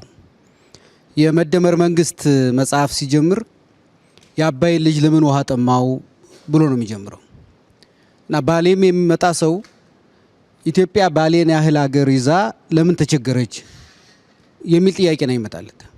ቅድም እንደተገለጸው የወንዞቹ ብዛት፣ የመልክዓ ምድሩ አይነት፣ ለግብርና ያለው ተስማሚነት፣ ለታሪክና ለቅርስ ለባህል ያለው ምቹነት ይህን ያህል ትልቅ ሀብት ያለበት ሀገር ለምንድን ነው የተቸገረው? እውነት ኢትዮጵያውያን አጥተን ነው የተቸገርነው ወይስ በቅንጦት ምክንያት ነው የተቸገርነው? የኛ ድህነት የጦት ነው የቅንጦት ነው? ያለማየት ነው ያለማግኘት ነው? ያለመፈለግ ነው ወይስ የመነፈግ ነው? ብዙ ጥያቄዎች ነው የሚመጡት ባሌ ውስጥ። እኔ በዚህ 3 ቀን በተዘዋወርኩበት ከመልሱ ይልቅ ጥያቄው ነው በየደቂቃው ሲያስቸግረኝ የነበረው። ለምንድን ነው እንደዚህ የሆን ነው? ስለ ሀብት ያለን እይታ ለምንድን ነው በዚህ መጠን ራሳችንን ድሃ አድርገን እንድንቆጥር ለምን ነው የተደረገው? ድሃው ማን ነው? የኛ አስተሳሰብ ነው ወይስ ኢትዮጵያ ናት ድሃ የሆነችው? ለምን ነው ማየት ያልቻል ነው? ለምን ነው እንዲህ አይነት እድሎችን በሚገባ ተጠቅመን አገራችንን ስሟንም ክብሯንም መቀየር ለምንድን ነው ያልቻል ነው? እና እኔ ባሌን ያህል ሀገር ይህን ያህል ሰፊ ሀብት ይህን ያህል ሰፊ ታሪክና ቅርስ ያለው ሀገር ተራበ ተቸገረ ሲባል ሲሰማ ለምንድን ነው እንደምንም ያልቆጠር ነው? ወይም ለምንድን ነው ተቀበለ ነው የኖር ነው እንዴ? ባሌን ያህል አገር እንደ ባሌ የሚመስሉ አካባቢዎች አሉን እኮ እነሱን ለውጠን ቀይረን መጠቀም እንችል ነበር ብለን ለምንድን ነው ያልተነሳ ነው? እና እኔ መልስ መስጠት አልችልም። አሁን ግን ባሌን ያየ ሰው ይቆጫል፣ ይበሳጫል፣ ይናደዳል፣ ራሱን ይወቅሳል። ቀጥሎ የሚመጣው ነገር ነው ትልቁ ነገር፣ ከዛ ይነሳል የሚለው እንጂ እዚህ የተቀመጥንበት ቦታ ብቻ በማየት ብዙ ነገር እዚች ሀገር ውስጥ እንዳለ ይነግረናል። በባሌ ተራሮች ውስጥ፣ በባሌ ሸለቆዎች ውስጥ፣ በባሌ ወንዞች ውስጥ የሚያልፍ ሰው ከመልስ ይልቅ ብዙ ጥያቄዎች ነው የሚፈጠሩበት እና ይሄ ትውልድ የሚቀየረው እነዚህን ጥያቄዎች መመለስ ሲጀምር ነው ብዬ ነው ማምነው። አመሰግናለሁ። በመጀመሪያ ለነበራችሁ ትጋት፣ ለሀሳቡም ለወኩም ስለመገኘታችሁም እኔም ማመስገን እፈልጋለሁ። በመገኘታችን ውስጥ የሚያልፍ በጣም በርካታ ነገር ስላለ መገናኘቱ በራሱ ጥሩ ነው እና ለዚያ ምስጋና ይገባችኋል። እኔም አመሰግናለሁ። የመጀመሪያ መጀመር የምፈልገው ሶፍ ዑመር ለመጀመሪያ ጊዜ ያየሁበትን ቀን ስሜት ነው። እነ ሽመልስ ጋር ነበር የመጣ ነው። አሳዩኝ ሶፍ ዑመርን። በጣም ተበሳጨው። የተጋነነ ብስጭት የነበረው በጣም ነው ያዘንኩት። ምክንያቱም ይሄን የሚያክል ሀብት እያለ መዘንጋቱ ለምን የሚል ቁጭት ፈጠረብኝ። የቁጭቱ መንስኤ ኬቡን ሙሉ አላየ ነው። ሙሉ ሄደን ብናየው እና አሁን የኢትዮጵያ መንግስት ሀብታም ነው ብለን እናስብና ይሄንን ኬብ ልስራው ብሎ ሀብት መድቦ ቢጀምር በስንት አመት በስንት ቢሊዮን ዶላር ይሰራዋል? አሁን ማጽዳቱን እንተው እንስራ ብንል ስንት ዳሴ ይወጣዋል? እዚህ የተሰራው ስራ ርዝመቱ፣ የአርኪቴክቸር ዴብዙ፣ የድንጋዩ ብዛት፣ በውስጡ ገና ያልገቡን ያላወቅናቸው ጉዳዮች ምን ያክል ሀብት ቢወጣባቸው ይህንን ነገር መድገም እንችላለን። አንዱ ሀሳብ እሱ ነበር። ሁለተኛ የኛ ከኋላ ጋር ያለን ጸብ በሳቢዎቻችን እንዳስቀመጥ ነው ወደፊት መራመድ እንዳንችል በእጅጉ ይዘውናል። አንድ ሰው ኋላውን ማየት ያለበት ለትምህርት ብቻ ነው። ከዚያ ያለፈው ንትርክና ትናንትና ውስጥ መኖር ዛሬን እንዳንሰራ ነገን አርቀን እንዳንመለከት ይጋርዳል። ሶፍ ዑመር ኬቭ ውስጥ ያገኘው ነገር በሆነ ዘመን የኢትዮጵያውያን ስልጣኔ ይመስለኛል። ለዚህ መነሻዬ አንደኛ ላሊበላ በሄድኩበት ወቅት የነገሩኝ ከላሊበላ እስከ አክሱም ውስጥ ለውስጥ የሚያስኬድ ኬቭ አለ ይላሉ። የተወሰነ ሞክረው ጨለማ ስለሆነ የአየር ችግር ስላለ ፈርተው ተዉ እንጂ የሞከሩ ሰዎች አሉ። ጻድቃን ደግሞ እንደነገረኝ ፋጺ አካባቢ ዋሻ አለ። እነሱም ትንሽ ሞክረው ትተውታል። ግን በጣም ርቀት ወዳለው ቦታ እንደሚወጣ እንደሚያገናኝ ወደ ፖርት ሰምተዋል። በሆነ ዘመን የኢትዮጵያውያን ዜጎች በየቦታው ዋሻ ፈልፍለው አንድን ጫፍ ከሌላ ማገናኘት ልምምድ የነበራቸው ይመስለኛል። የበለጠውን ተመራማሪዎች፣ ሳይንቲስቶች መፈተሽ ቢኖርባቸው ለምንድነው እኛ ስንመጣ እዚህ አካባቢ የሚታወቀው ዋሻ ይሄ አይደለም። ስንወጣ ሳያቸዋለሁ በሌላ ጫፍ ያለ ነው። እዚያ ውሃው አስቸግሮን ስንፈልግ ነው ያገኘነው። ይሄን እምብዛም አይታወቅም ይሄ ዋሻ። ቅድም ሶፍ ዑመርን አውቀዋለሁ ያለ ሰው ማንኛችሁም አታውቁትም። ይሄን ዋሻ የምታውቁት በዛኛው ጫፍ ያለውን ሲፈለግ ተገኘ። አሁንም ያልደረስንባቸው በጣም በርካታ ቦታዎች አሉ። የሚገርማችሁ አንደርግራውንድ አለ እዚህ ውስጥ ያልገባንበት ዘሴም ዋሻ አንደርግራውንድ አለ። ብዙ የማናቃቸው ጉዳዮች አሉ። ከታሪክ ጋር ጸብ አይኑረን የሚለው እሳቤ ሶፍ ዑመር ላይ ጀመርነው አይደለም። ከግጭት በፊት ታስታውሱ ከሆነ አክሱም የጣሊያን መንግስት ለምኜ ይዤ ነበር። የወደቀውንም እናነሳለን ያለውም እንዳይወድቅ እንከላከላለን ብለው ስራ ጀምረን ነበር። ላሊበላ የፈረንሳይ መንግስት ብቻ ሳይሆን ፕሬዝዳንት ማክሮን ይዤ ነበር። አይቶ ተደንቆ ገንዘብ መድቦ ሙያተኛ መድቦ ስራ ጀምረናል። በጣም ብዙ ርቀት ሄዷል። አደናቃፊዎች ለመጨረስ ባያስችሉንም የፋሲል ቤተ መንግስትን ብትወስዱ ለመቶ ዓመታት ማንም ዞሮ አላየውም። ወደ ነበረበት ወይም ከዚያ በተሻለ አስውበን ሰርተነዋል። ሶፍ ዑመር ሌላው ምሳሌ ነው። አባ ጅፋር አለ። ሁላችሁም እምብዛም ሰምታችሁ የማታውቁት እነዚህ እንኳን ቢያንስ ይነገርላቸዋል በተወሰነ ደረጃ። አላላ ኬላ ማንም ሰው እንደ ታሪክም የሚያውቁ አልነበረም። አላላ ኬላን የሞከርነው ነገር ታሪኮቻችን በየትኛውም ጫፍ ቢሆኑ የኛ ስለሆኑ መጥፋት የለባቸውም። ከትናንትና ጋር ያለን ጸብ መቆም አለበት። ትናንትና ጋር ስንጨቃጨቅ፣ ትናንትና ስንኖር፣ ዛሬን ሳንሰራ ትውልድ ልመናን እየተቀባበለ መቀጠል የለበትም የሚል ጽኑ እምነት ስላለ ነው። የእናንተን አመጣጥ በሚመለከት ይህንን ጋዘሪንግ በሚመለከት ግን ስለ ትውልድ ያለን እይታ በተደጋጋሚ ያልኩት በመጽሐፍቶችም የተገለጹ አሁንም ደግሜ የማነሳላችሁ ሀገር በአንድ ትውልድ አይሰራም። አንድ ትውልድ ጀምሮም አይጨርሰውም። በየትኛውም ዓለም ያለ ሀገር የሚሰራው በትውልድ ቅብብሎች ነው። ሀገር ብቻ ደግሞ አይደለም፣ ትውልድ ራሱም ሙሉ የራሱ ማንነት የለውም፣ የራሱ ስብዕና የለውም። ትውልዶች በሶስት ይከፈላሉ። 3E እንላቸዋለን። ኤግዚት የሚያደርጉ አሉ። ኤግዚት የሚያደርጉት ትናንት የተከሏቸው ችግኞች፣ የጣሏቸው አሻራዎች፣ ያስቀመጧቸው ብሎኬቶች ብቻ ሳይሆኑ እሳቤዎችም አሉ። እነዚህ እሳቤዎች ኤግዚስት በሚያደርገው አሁን ባለው ውስጥ የግማሽ ማንነቱ ኤግዚት ከሚያደርገው የተወሰደ ነው። የኔ ግማሽ ማንነት ከኔ ቀደም ከነበሩ ሰዎች የተወሰደ ነው። ከነሱ የሰማሁት ነገር በሰብኮንሽስ ማይንድ ይሰራል። ከነሱ ጋር ያየሁት ነገር በሳቢዎቼ ይሰራል፣ በጽሁፎቼ ይሰራል። ዝም ብዬ ትናንትናን ሙሉ በሙሉ ዘንግቼ ልፈጠር አልችልም። አሁን ባለኝ ማንነቴ ውስጥ 20፣ 30፣ 40፣ 50% ትናንትና አለበት። ሶስተኛው ኢመርጅ የሚያደርግ ነው። ይሄ ዛሬ ውይይት ጨምሮ ነገ የሚፈጠር ሰው ከኛ የሰማውን ከኛ ያየውን ሳይወስድ ማንነቱን ሊቀርጽ አይችልም። ሶስቱ ኤግዚት የሚያደርገው ኤግዚስት የሚያደርገውና ኢመርጅ የሚያደርገው ጄኔሬሽን ቢፈልጉም ባይፈልጉም ደም ብቻ ሳይሆን እሳቤ ይጋራሉ።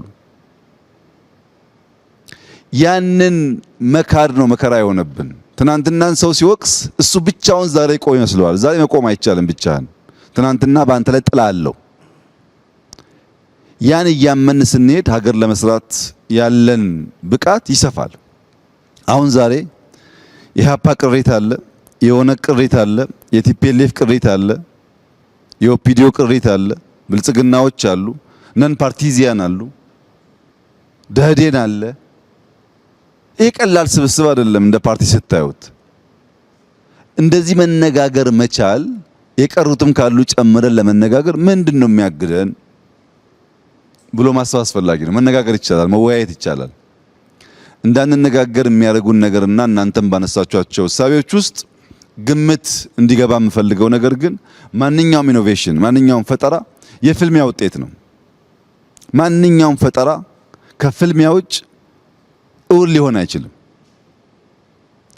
የዚያ ፍልሚያ መነሾ የነበረ ማንነት፣ የነበረ ህልውና እሱን ሊያከስምና በአዲስ ማንነት የሚገለጥ ነገር ሲፈጠር ሁለቱ መካከል ውጊያ አለ። ለምሳሌ በኖኪያና በአፕል መካከል ውጊያ አለ። ኖኪያ ዝም ብሎ እጁን ሰጥቶ ለአፕል አልለቀቀም፣ ተፋልሟል። 1-2 ዓመት የዛሬ 10 ምናምን ዓመት እዚህ ያሉ ሰዎች ትላልቅ ስልጣን የነበራቸው ኖኪያ 6100 ለመያዝ የነበራቸውን ፍትጊያ ወደ ኋላ ማሰብ ነው። ዛሬ ከነሱ ላንዱ ያቺን ኖኪያ ገዝቼ ብሰጥ አትሳደብ ነው እንጂ የሚቀበለኝ ሰው የለም። ያ ኤግዚስተንስ የለም።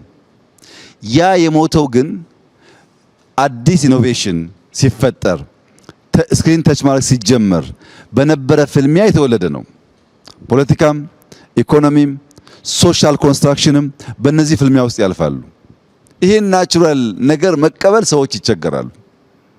ብትፈልጉም ባትፈልጉም ሲኒየር አመራሮች እዚህ ያላችሁ፣ ውጭም ያሉ እናንተን የሚመስሉ ሰዎች ኤግዚት ማድረግ አይቀሬ መሆኑን አምኖ መቀበል ያስፈልጋል። ሁሌ አለሁ ማለት አይሰራም። ነበርክ ትሄዳለህ። ኢመርጅ የምታደርጉ ደግሞ አሁን ደግሞ ኤግዚስት የምታደርጉ ደግሞ ሰዎች፣ ስልጣን ላላችሁ ሰዎች ብትፈልጉም ባትፈልጉም እድለኛ ከሆናችሁ ብቻ ነው የዚህን ኤግዚት የሚያደርግ ሰው ቻንስ የምታገኙት። ብዙዎች አላገኙም። ግማሹ ሞቷል፣ ግማሹ ጠፍቷል። እድለኛ ብቻ ነው ኖሮ የራሱን ስራም የልጆቹን ስራ ማየት የሚችለው። ኢመርጅ የምታደርጉም ደግሞ ይሄንን ፕሮሰስ ኢምብሬስ ከማድረግ ውጪ፣ በዚህ መንገድ ከመሄድ ውጪ ሀገር ሰራለሁ ብሎ ማሰብ አይቻልም። ብዙዎች እናስባለን ይላሉ። ማሰብ መልካም ነገር ነው። ባሰቡት መንገድ መጓዝ ካልተቻለ ግን ልማትና ብልጽግና አይመጣም። ማንም ሰው መጥቶ ባሌ ያምራል ስላለ ባሌ አይቀየርም። ባሌ ያምራል ካለ በኋላ ያን እሳቤውን መጓዝ አለበት፣ መድከም አለበት። አይታችኋል ትናንትና የነበረንን ጉዞ። ኤቭሪዴይ እንደዛ መደከም አለበት። ከድካም ከልፋት ከላብ ውጪ ፍሬ ሊታይ አይችልም። ያሰብነውን መጓዝ ስንጀምር ውጤት እናያለን። ኢትዮጵያ ውስጥ ሰላም የለም፣ ሰላም መቅደም አለበት፣ መሰራት አለበት የሚል በተለያየ መንገድ ኮንሰርን ተነስቷል። ትክክል ነው። ሰላም ለልማት መሰረት ነው፣ ያስፈልጋል። ግን በግልጽ መናገር የምፈልገው ነገር ዛሬ የኛ ምርጫ ምን እንደሆነ እዚህ ያላችሁ ሰዎች መገንዘብ አለባችሁ። ምርጫችን ምን እንደሆነ ካልገባችሁ መንገዳችን ለየቅል ነው የሚሆነው። ሁለት አርሶ አደሮች ነበሩ። አንደኛውም አርሶ አደር ሌላኛውም አርሶ አደር ፈጣሪ ሆይ እባክህን ዝናብ አዝንብ እያሉ ይለምናሉ። ሁለቱም ለእርሻቸው ዝናብ አስፈላጊ ስለነበረ፣ ነገር ግን አንደኛው እየለመነ ምናልባት ፈጣሪ ጸሎቴን ሰምቶ ያዘነበው እንደሆነ ብሎ ቦይ ይቀዳል፣ እየቆፈረ ይለምናል። አንደኛው ጧት ተነስቶ ይለምናል፣ ማታ ይለምናል፣ አይቆፍርም፣ ቦይ አላዘጋጀም። ከሆነ ጊዜ በኋላ ኃይለኛ ዝናብ መጣ። ያ እየለመነ ይጠብቅ የነበረው መልስ አገኘ። ያ እየለመነ ይቆፍር የነበረው መልስ አገኘ። መልሱ ምንድነው? የመጀመሪያው አርሶ አደር ማሳውን በሙሉ ያ ኃይለኛ ዝናብ አጣጥቦ ወሰደበት። ለጸሎት ምላሽ አግኝቷል፣ ስላልተዘጋጀ ግን ተበልቷል። ይሄኛው ሁለተኛው እየጸለየ የቆፈረው ዝናቡ ሲመጣ የሚያስፈልገውን አስቀርቶ የማያስፈልገውን አደጋ ሊያስከትል የሚችለው ኃይል ደግሞ በዚያ ቦይ ውስጥ አለፈ፣ ሰርቫይቭ አደረገ። የኛ ምርጫ እንደሱ ነው። ሰላም እንዲመጣ እንለምናለን፣ ሰላም እንዲመጣ እንሰራለን። ሰላም እስኪመጣ ግን አንቀመጥም፣ እናለማለን። ምርጫችን እንደሱ ነው። ብዙዎች ሰላም እያሉ ኢትዮጵያ ውስጥ ባለፉት 100 ዓመታት ሰላም አልነበረም። አሁን ፌስቡክ እና ዩቲዩብ ስላለ በየቀኑ ስለምንሰማው ነው እንጂ የበዛው ሰላም አልነበረም። የአፄ ቴዎድሮስ ታሪክ ዘመቻ ነው። የአፄ ዮሐንስ ታሪክ ዘመቻ ነው። የመንግስቱም በኋላም የነበረው ሽፍታ ኢትዮጵያ ውስጥ ጠፍቶ አያውቅም። ወንበር ለማጽናትና ሽፍታ ለማሳደድ 100% የደከሙ መሪዎች ሶፍ ዑመርን ዘንግተውታል። ትርፍ ያገኘነው እሱን ነው። ሽፍታ ባህል ስለሆነ እያጠፋ ነው። በአንድ እጃችን እናለማለን ካላልን በቀር ራሱ የምንመኘውን ሰላም አናመጣም፣ አናጸናም። ሰላም ከልማት ውጭ አይጸናም። የባሌ ወጣት አሁን የጀመርነውን ስራ ካየ አይዋጋም፣ ያጓጓል ልማቱ። እኔ እንደማምነው እናንተም እንዳላችሁት የኢትዮጵያ ልማት ከጫፍ ጫፍ መሄድ አለበት። ከትግራይ ጫፍ እስከ ጋምቤላ ጫፍ መሄድ አለበት። ከትግራይ ጫፍ እስከ ጋምቤላ ጫፍ የሚሄደው ልማት ግን ዩኒፎርም መሆን አይችልም። ሁሉም ጋር ሶፍ ዑመር የለማ፣ ሁሉም ጋር ላሊበላ የለም፣ ሁሉም ጋር አክሱም የለም፣ ሁሉም ጋር አባጅፋር ቤተ መንግስት የለም። የእያንዳንዱን ከባቢ ጸጋ ለይተን አውቀን ማውጣት ስንችል ያ ደግሞ ሲሰናሰል ሲደመር ኢትዮጵያን እንዳላችሁት እጅግ ያማረችና የበለጸገች ሀገር ያረጋታል። ባሌ ቀደም ሲል እንዳነሳሁት በዞርኩባቸው ዓለማት ሁሉ አይቼ አላቅም ያልኩበት ምክንያት እኔ ተወልጄ ያደግኩበት አካባቢ በጣም ጫካ ነው። ቡና አለ፣ ደን አለ። ጫካ ለኔ ብርቄ አይደለም፣ ያድጌበታለሁ። ግን የኛ ጫካ ከባሌ ጫካ ጋር አንድ አይደለም፣ ይለያያል። ባሌ ውስጥ በሺህ ሄክታር በሄሊኮፕተር ሄዳችሁ የማትጨርሱት አስደማሚ እርሻ አለ። ይሄ ብዙ ቦታ አይታይም። ጅማ አይታይም፣ ወለጋ አይታይም። እርሻዎች አሉ፣ ግን በሄሊኮፕተር ለረጅም ሰዓት ተጉዘህ የምታየው ወጥ እርሻ አይታይም። በምግብ ራስ ለመቻል የሚያስችል ብቃት አለ ማለት ነው። ባሌ ውስጥ የዱር አራዊት ዲንሾ ብቻ ሳይሆን ሳነቴ ወተን ቀይ ቀበሮን እና መሰል አዋፋት ትናንት እንዳያችሁት ያሉ የተለየ ደግሞ ዳይቨርሲቲ ይታያል። እዛ ጋር ታች ስትወርዱ ደግሞ ሀረና አንበሳን ጨምሮ በጣም በርካታ ነገሮች አሉ። የዱር አራዊት አለ። ፈረሱ ይለያል፣ ከብቱ ይለያል፣ ዛፉ ይለያል። ፓልም ትሪ እቺን ከምታክል እስከ መሎ ዛፍ ትሪ አለ። ቆማችሁ ርቀቱን የማታዩትን ዛፍ በጣም ረጅም ዛፍና በጣም አጭር ዷርፍ ዛፎች ደግሞ አሉ። ብዙ ሀገራት ሰመር ዊንተር እያሉ ይከፋፈሉና በዊንተር ጊዜ በጣም በረዶ ሲሆንባቸው የሰመር ካምፕ ይሄዳሉ ወይም ሰመር ሃውስ እያሉ ይወጣሉ። ዊንተሩን ሬዚስት ማድረግ የማይችሉ መካከለኛው ምስራቅ ደግሞ ሰመር በጣም ከባድ ስለሆነ ቀዝቀዝ ያለ ቦታ ፍለጋ ሌላ ሀገር ይሄዳሉ። ቪዛ ትኬት ምናምን ብለው አሁን ባሌ ሀገር ቢሆን የት ይሄዳል? በ20 ደቂቃ ጉዞ ቅዝቃዜ አለ። በ20 ደቂቃ ጉዞ ሙቀት አለ። በ20 ደቂቃ ጉዞ ጫካ አለ። በ20 ደቂቃ ጉዞ የሚያስደንቁ መስኮች፣ እርሻዎች አሉ። እዚሁ ብቻ በተለያየ ሲዝን ሊኖርበት የሚያስችል ነገር ፈጥሮ መኖር ይችላሉ ማለት ነው። ሁሉ አላቸው። ላይ ሳነቴ ላይ ያየነው የቅዝቃዜ ቦታ ያላቸው ሀገራት ይኖራሉ። የኛ ዩኒክ ስጦታ ላይሆን ይችላል።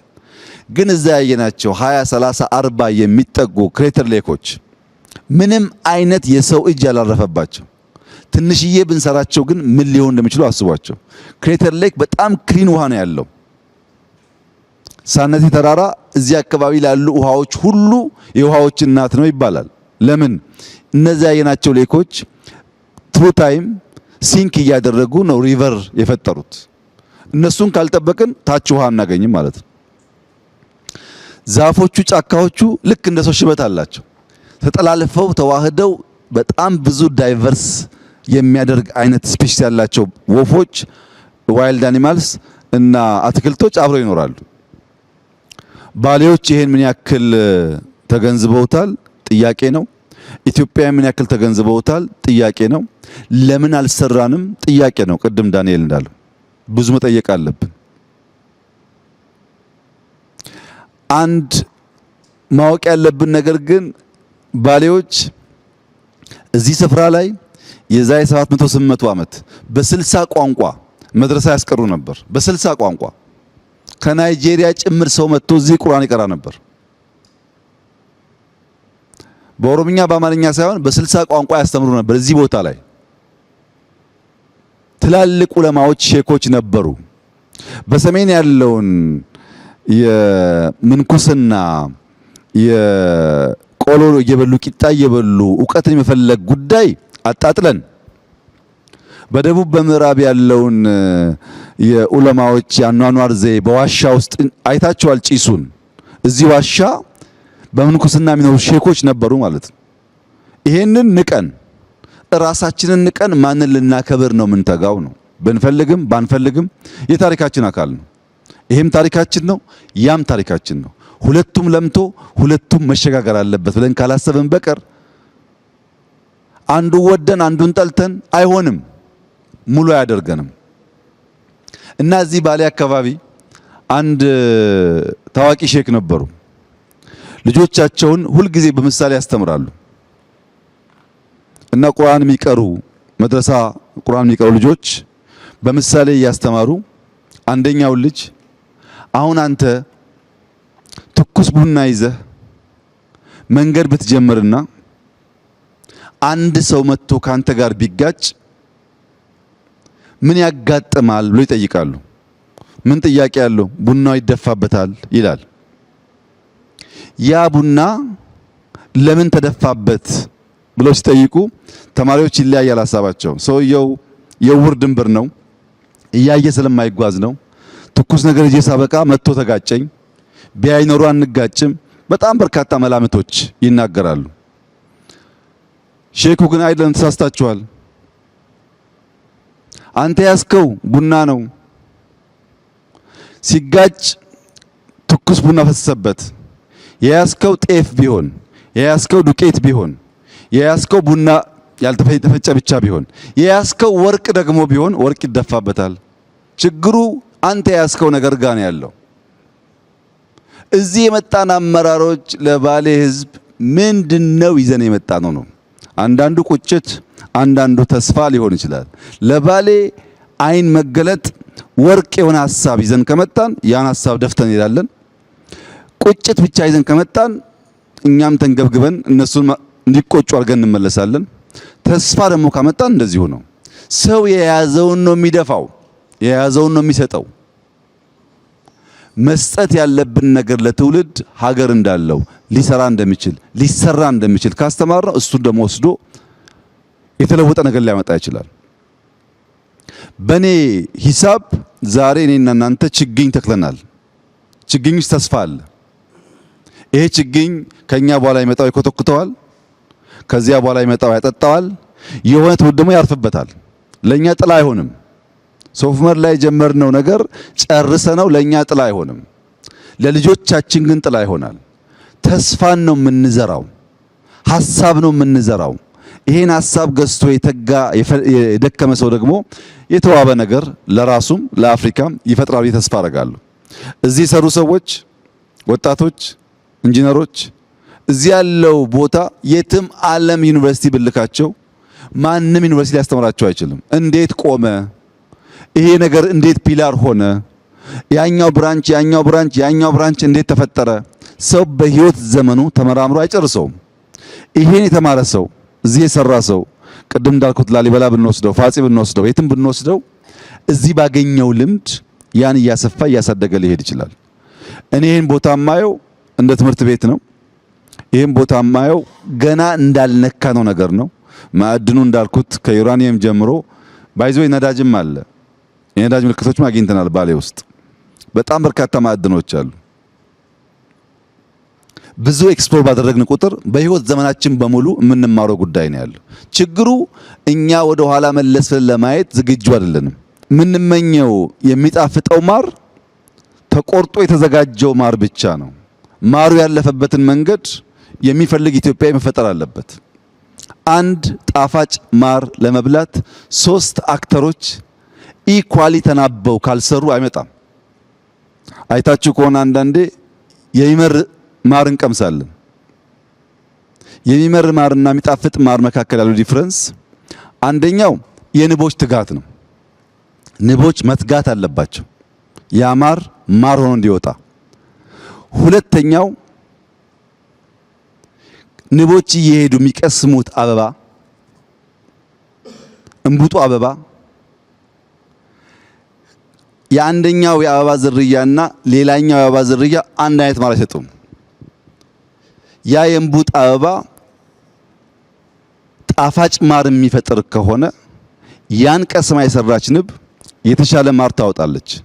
ሶስተኛውና ዋነኛው ግን የአርሶ አደሩ ትዕግስት ነው።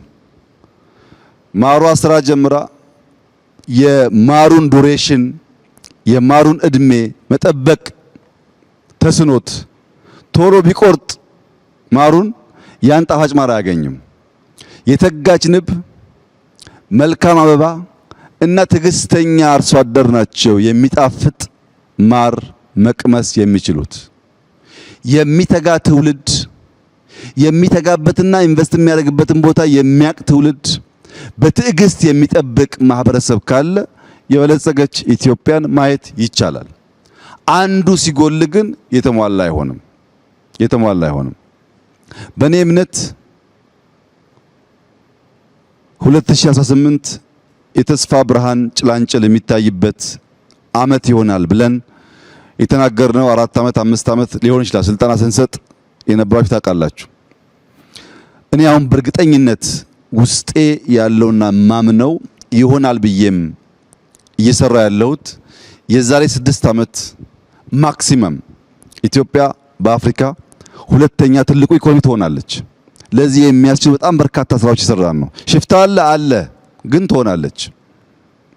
የዛሬ 10 ዓመት በአፍሪካ አንደኛ ኢኮኖሚ ትሆናለች። ምንም ጥርጥር የለውም። ይሄን የኔ ጸሎት ኤግዚት የምታደርጉ እድሜያችሁ ረዝሞ እንድታዩ፣ አሁን ደግሞ ኤግዚስት የምታደርጉ ልክ እንደ ትጉ ንብ እንድትሰሩ፣ ኢመርጅ የምታደርጉ ደግሞ አሁን ካለውም ካለፈውም ከታሪክም እንድትማሩ፣ ያን ደምረን ከሄን የበለጸገች ኢትዮጵያን እናያለን። በአንድነቷ፣ በብልጽግናዋ፣ በታሪካዊ ቦታዎቿ ተመልሳ መጎናጸፍ ለአፍታም መጠራጠር አያስፈልግም። ይሄ ለኢትዮጵያ የተከፈተ አዲስ ዘመን ስለሆነ ምንም ያቆመው ነገር የለም። ያ ነው የፈጠረው። ይሄንን ከኛ የሚያስፈልገው መንቃት ነው። በራስ ኢጎ ላይ መንቃት፣ በራስ እሳቤ ላይ መንቃት፣ በራስ ምልከታና እምነት ላይ መንቃት ነው። ብዙዎቻችን ትናንትና አስሮ ይዞናል። ከነቃንበትና ሌንጮ ቀደም እንዳለው ወደሚቀጥለው ሌየር ከተዘረጋን አትጠራጠሩ፣ የኢትዮጵያን ብልጽግና ከሞላ ጎደል በጋራ እናያለን። ቢያንስ ልጆቻችን ከልመና ወጥተው የምናይበት ዘመን ይመጣል። ሲጠቀለል ለረጅም ጊዜ በየቦታው ልማት ሳይ፣ ለውጥ ሳይ፣ ውጤት ሳይ ፈጣሪ ይመስገን ስል ሰምታችሁ ታውቃላችሁ። ዛሬ ግን ያ ቋንቋ እኔ ውስጥ የለም። ሌሊት ጀምሮ በጣም ሲያስጨንቀኝ ያደረው ነገር ፈጣሪ ይመስገን አይደለም፣ ይቅር በለን ነው። ውስጤ እንደዛ ይሰማኛል። ይቅር በለን አንተ ውሃውም ሰጥተሃል፣ መሬቱም ሰጥተሃል፣ ጫካውም ሰጥተሃል፣ የቀረብን ነገር የለም። ይሄን ሁሉ ይዘን እኛንን ተስማምተን ተደማምጠን ማልማት ያልቻል ነው እና እባክህን ይቅር በለን። ተቆጥተ ደግሞ እንደዚያ ሰነፍ አርሶ አደር ማሳችንን ዝናብ እንዳይወስደው ምህረት ይብዛልን ብቻ ነው ጥያቄ ዛሬ። ምክንያቱም ለማመስገን ብቃቱ የለኝም። እዚህ ሁሉ ነገር ላይ ተኝቼ በሴፍቲኔት የሚኖር የሚራብ ህዝብ ዜጋ ሆኜ ፈጣሪ ይመስገን ይሄን ስለሰራን የምልበት ቋንቋ አንደበት የለኝም። ምህረት ብቻ ነው። ኢትዮጵያዊ ፈቅዶ ወዶ በገዛ ፈቃዱ ልመናን ጋብዞ እርዳታን ጋብዞ ችግርን ጋብዞ እጅና እግር አጣጥፎ የሚለምን ህዝብ መሆኑ ይቅር በለን ብቻ ነው የሚያስብለው። ሌላ ምንም ቋንቋ የለኝም። የሱ ምሕረት ከተገኘ እኛ ከተጋን ግን ውጤት ይመጣል። እዚህ ያላችሁ ሲኒየር አመራሮች፣ እዚህም የሌላችሁ ሲኒየር አመራሮች ፐርሰንቴጁ ይለያያል። አንዳንዶቻችሁ 5፣ አንዳንዶቻችሁ 3፣ አንዳንዶቻችሁ 10 ሊሆን ይችላል። ግን ሼር አላችሁ። በአሁን ትውልድ ውስጥ ሼር አላችሁ። ያ እንድታዩ የመጣችሁት ጠቅላችሁ አትውሰዱት። ቢኮዝ ብዙ ሚስ የተደረገ ነገር ስለነበረ ጠቅላችሁም አትተውት። የእናንተ ዘር ስላለ አሁን ያለውም ይሄን ይመን፣ የትናንትናውም ይሄን ይመን፣ የነገውም ይሄን ይመን። ካለ ጥርጥር ኢትዮጵያ ትውልድ ተቀባብሎ የሚያጽናት ሀገር ትሆናለች። በትግራይ፣ በአማራ፣ በኦሮሚያ አንዳንድ አካባቢ የምናያቸው ጉዳዮችም መልክ እየያዙ ይሄዳሉ። ኢትዮጵያ ውስጥ ዛሬ ልጠቅልል የሚለውም ኢትዮጵያን አላወቃትም። ልገንጠል የሚለውም ኢትዮጵያን አላወቃትም። መገንጠልም መጠቅለልም አይሰራም። መስማማት፣ በትብብር ሁሉም ያለውን ሀብት እያወጣ እንዲለማ አድርጎ መኖር ብቻ ነው የሚያዋጣው። ይሄን መገንዘብ አለመቻል ነው ችግር ያመጣብን። ለምሳሌ ልገንጠል ብሎ ከሰሜን እስከ ደቡብ የተደራጀ ፓርቲ አለ። ከነዚህ ውስጥ አንዱም ሀገሩን አያውቅም፣ ህዝቡን አያውቅም፣ ባህሉን አያውቅም። የነጻድቃን ቲፒኤልኤፍ ልገንጠል በሚልበት ሰዓት እርግጠኛ ሆኜ የምነግራችሁ እነዚህ ወጣቶች በዛ ዘመን ትግራይን ባህሉን በደንብ አያውቁትም። እልህና ቁጣን ያላቸው እንጂ የበቃ እውቀት አልነበራቸውም። ኦነግ ቅድም ሌንጮ እንዳለው እንኳን ኦሮሚያን መገንጠል ቀርቶ የትውልድ ስፍራውን እንኳን በትክክል አያውቀውም። ባሌን አያውቅም። ሌላውም ነፃ አውጪ ይኸው ነው፣ የሶማሌውም የምናምኑም በትክክል ባህሉን አገሩን ሳያቅ ነው ነፃ ልውጣ ብሎ በጋራ መኖር ስንችል መከፋፈል ይሰበክ ነው ማለት ነው። ልጠቅልል ባዩም ዘመን አያውቅም። አሁን ባሌ ይጠቀለላል? አይጠቀለልም እኮ ብትፈልግም ባትፈልግም አይቻልም። አለፈ ያ ታሪክ። ከኋላ ጋር መታሰር አያስፈልግም። ትቶ ዛሬ መኖር ያስፈልጋል። ምን ጠቀልላለህ? እንኳን ልጠቀልለው አታውቀውም። ይህን ሰፊ ምድር፣ ይህን ሰፊ ህዝብ፣ ይህን ሰፊ ባህል ሰብስበህ አንድ ማድረግ አትችልም። ያለው ምርጫ ተከባብሮ ተደማምጦ ተጋግዞ ተካፍሎ በጋራ መኖር እንደሆነ ማመን ነው። ያ ሲሆን ሰላማችን፣ ልማታችን ይመጣል። የእናንተ ኮንሰርን ይገባኛል፣ የኔም ኮንሰርን ነው። እኔ ግን እንደዚያ ሰነፍ ገበሬ ቁጭ ብዬ እባክህን ዝናብ አዝንብ ከሚሉት ጎራ አይደለሁም። ዝናብ አዝንብ እያልኩ ቦይ እየቆፈርኩ የምጠብቀው በዚያ መንገድ ነው የኢትዮጵያ ችግር ተጠቅሎ ይጠፋል ብዬ የማምነው። ትንሽ 50 አካባቢ ደረሳችሁም እንድትቆዩ ጸሎቴ ነው። ያኔ ስንገናኝ በአፍሪካ አንደኛ ኢኮኖሚ የበለጸገች የማትቸገር የምትረዳ ኢትዮጵያን በጋራ እንደዚሁ ደግሞ እንወያያለን ብዬ ተስፋ አደርጋለሁ። እጅግ አድርጌ አመሰግናለሁ። በጣም ደስ ብሎኛል። ይሄ ባህል ይቀጥል፣ ይደግ፣ ይመንደግ ብቻ ነው ማለት የምፈልገው። በሌላ ጊዜ ደግሞ ስንገናኝ እንደዚሁ እንወያያለን። ስለነበረን ቆይታ እጅግ አድርጌ አመሰግናለሁ።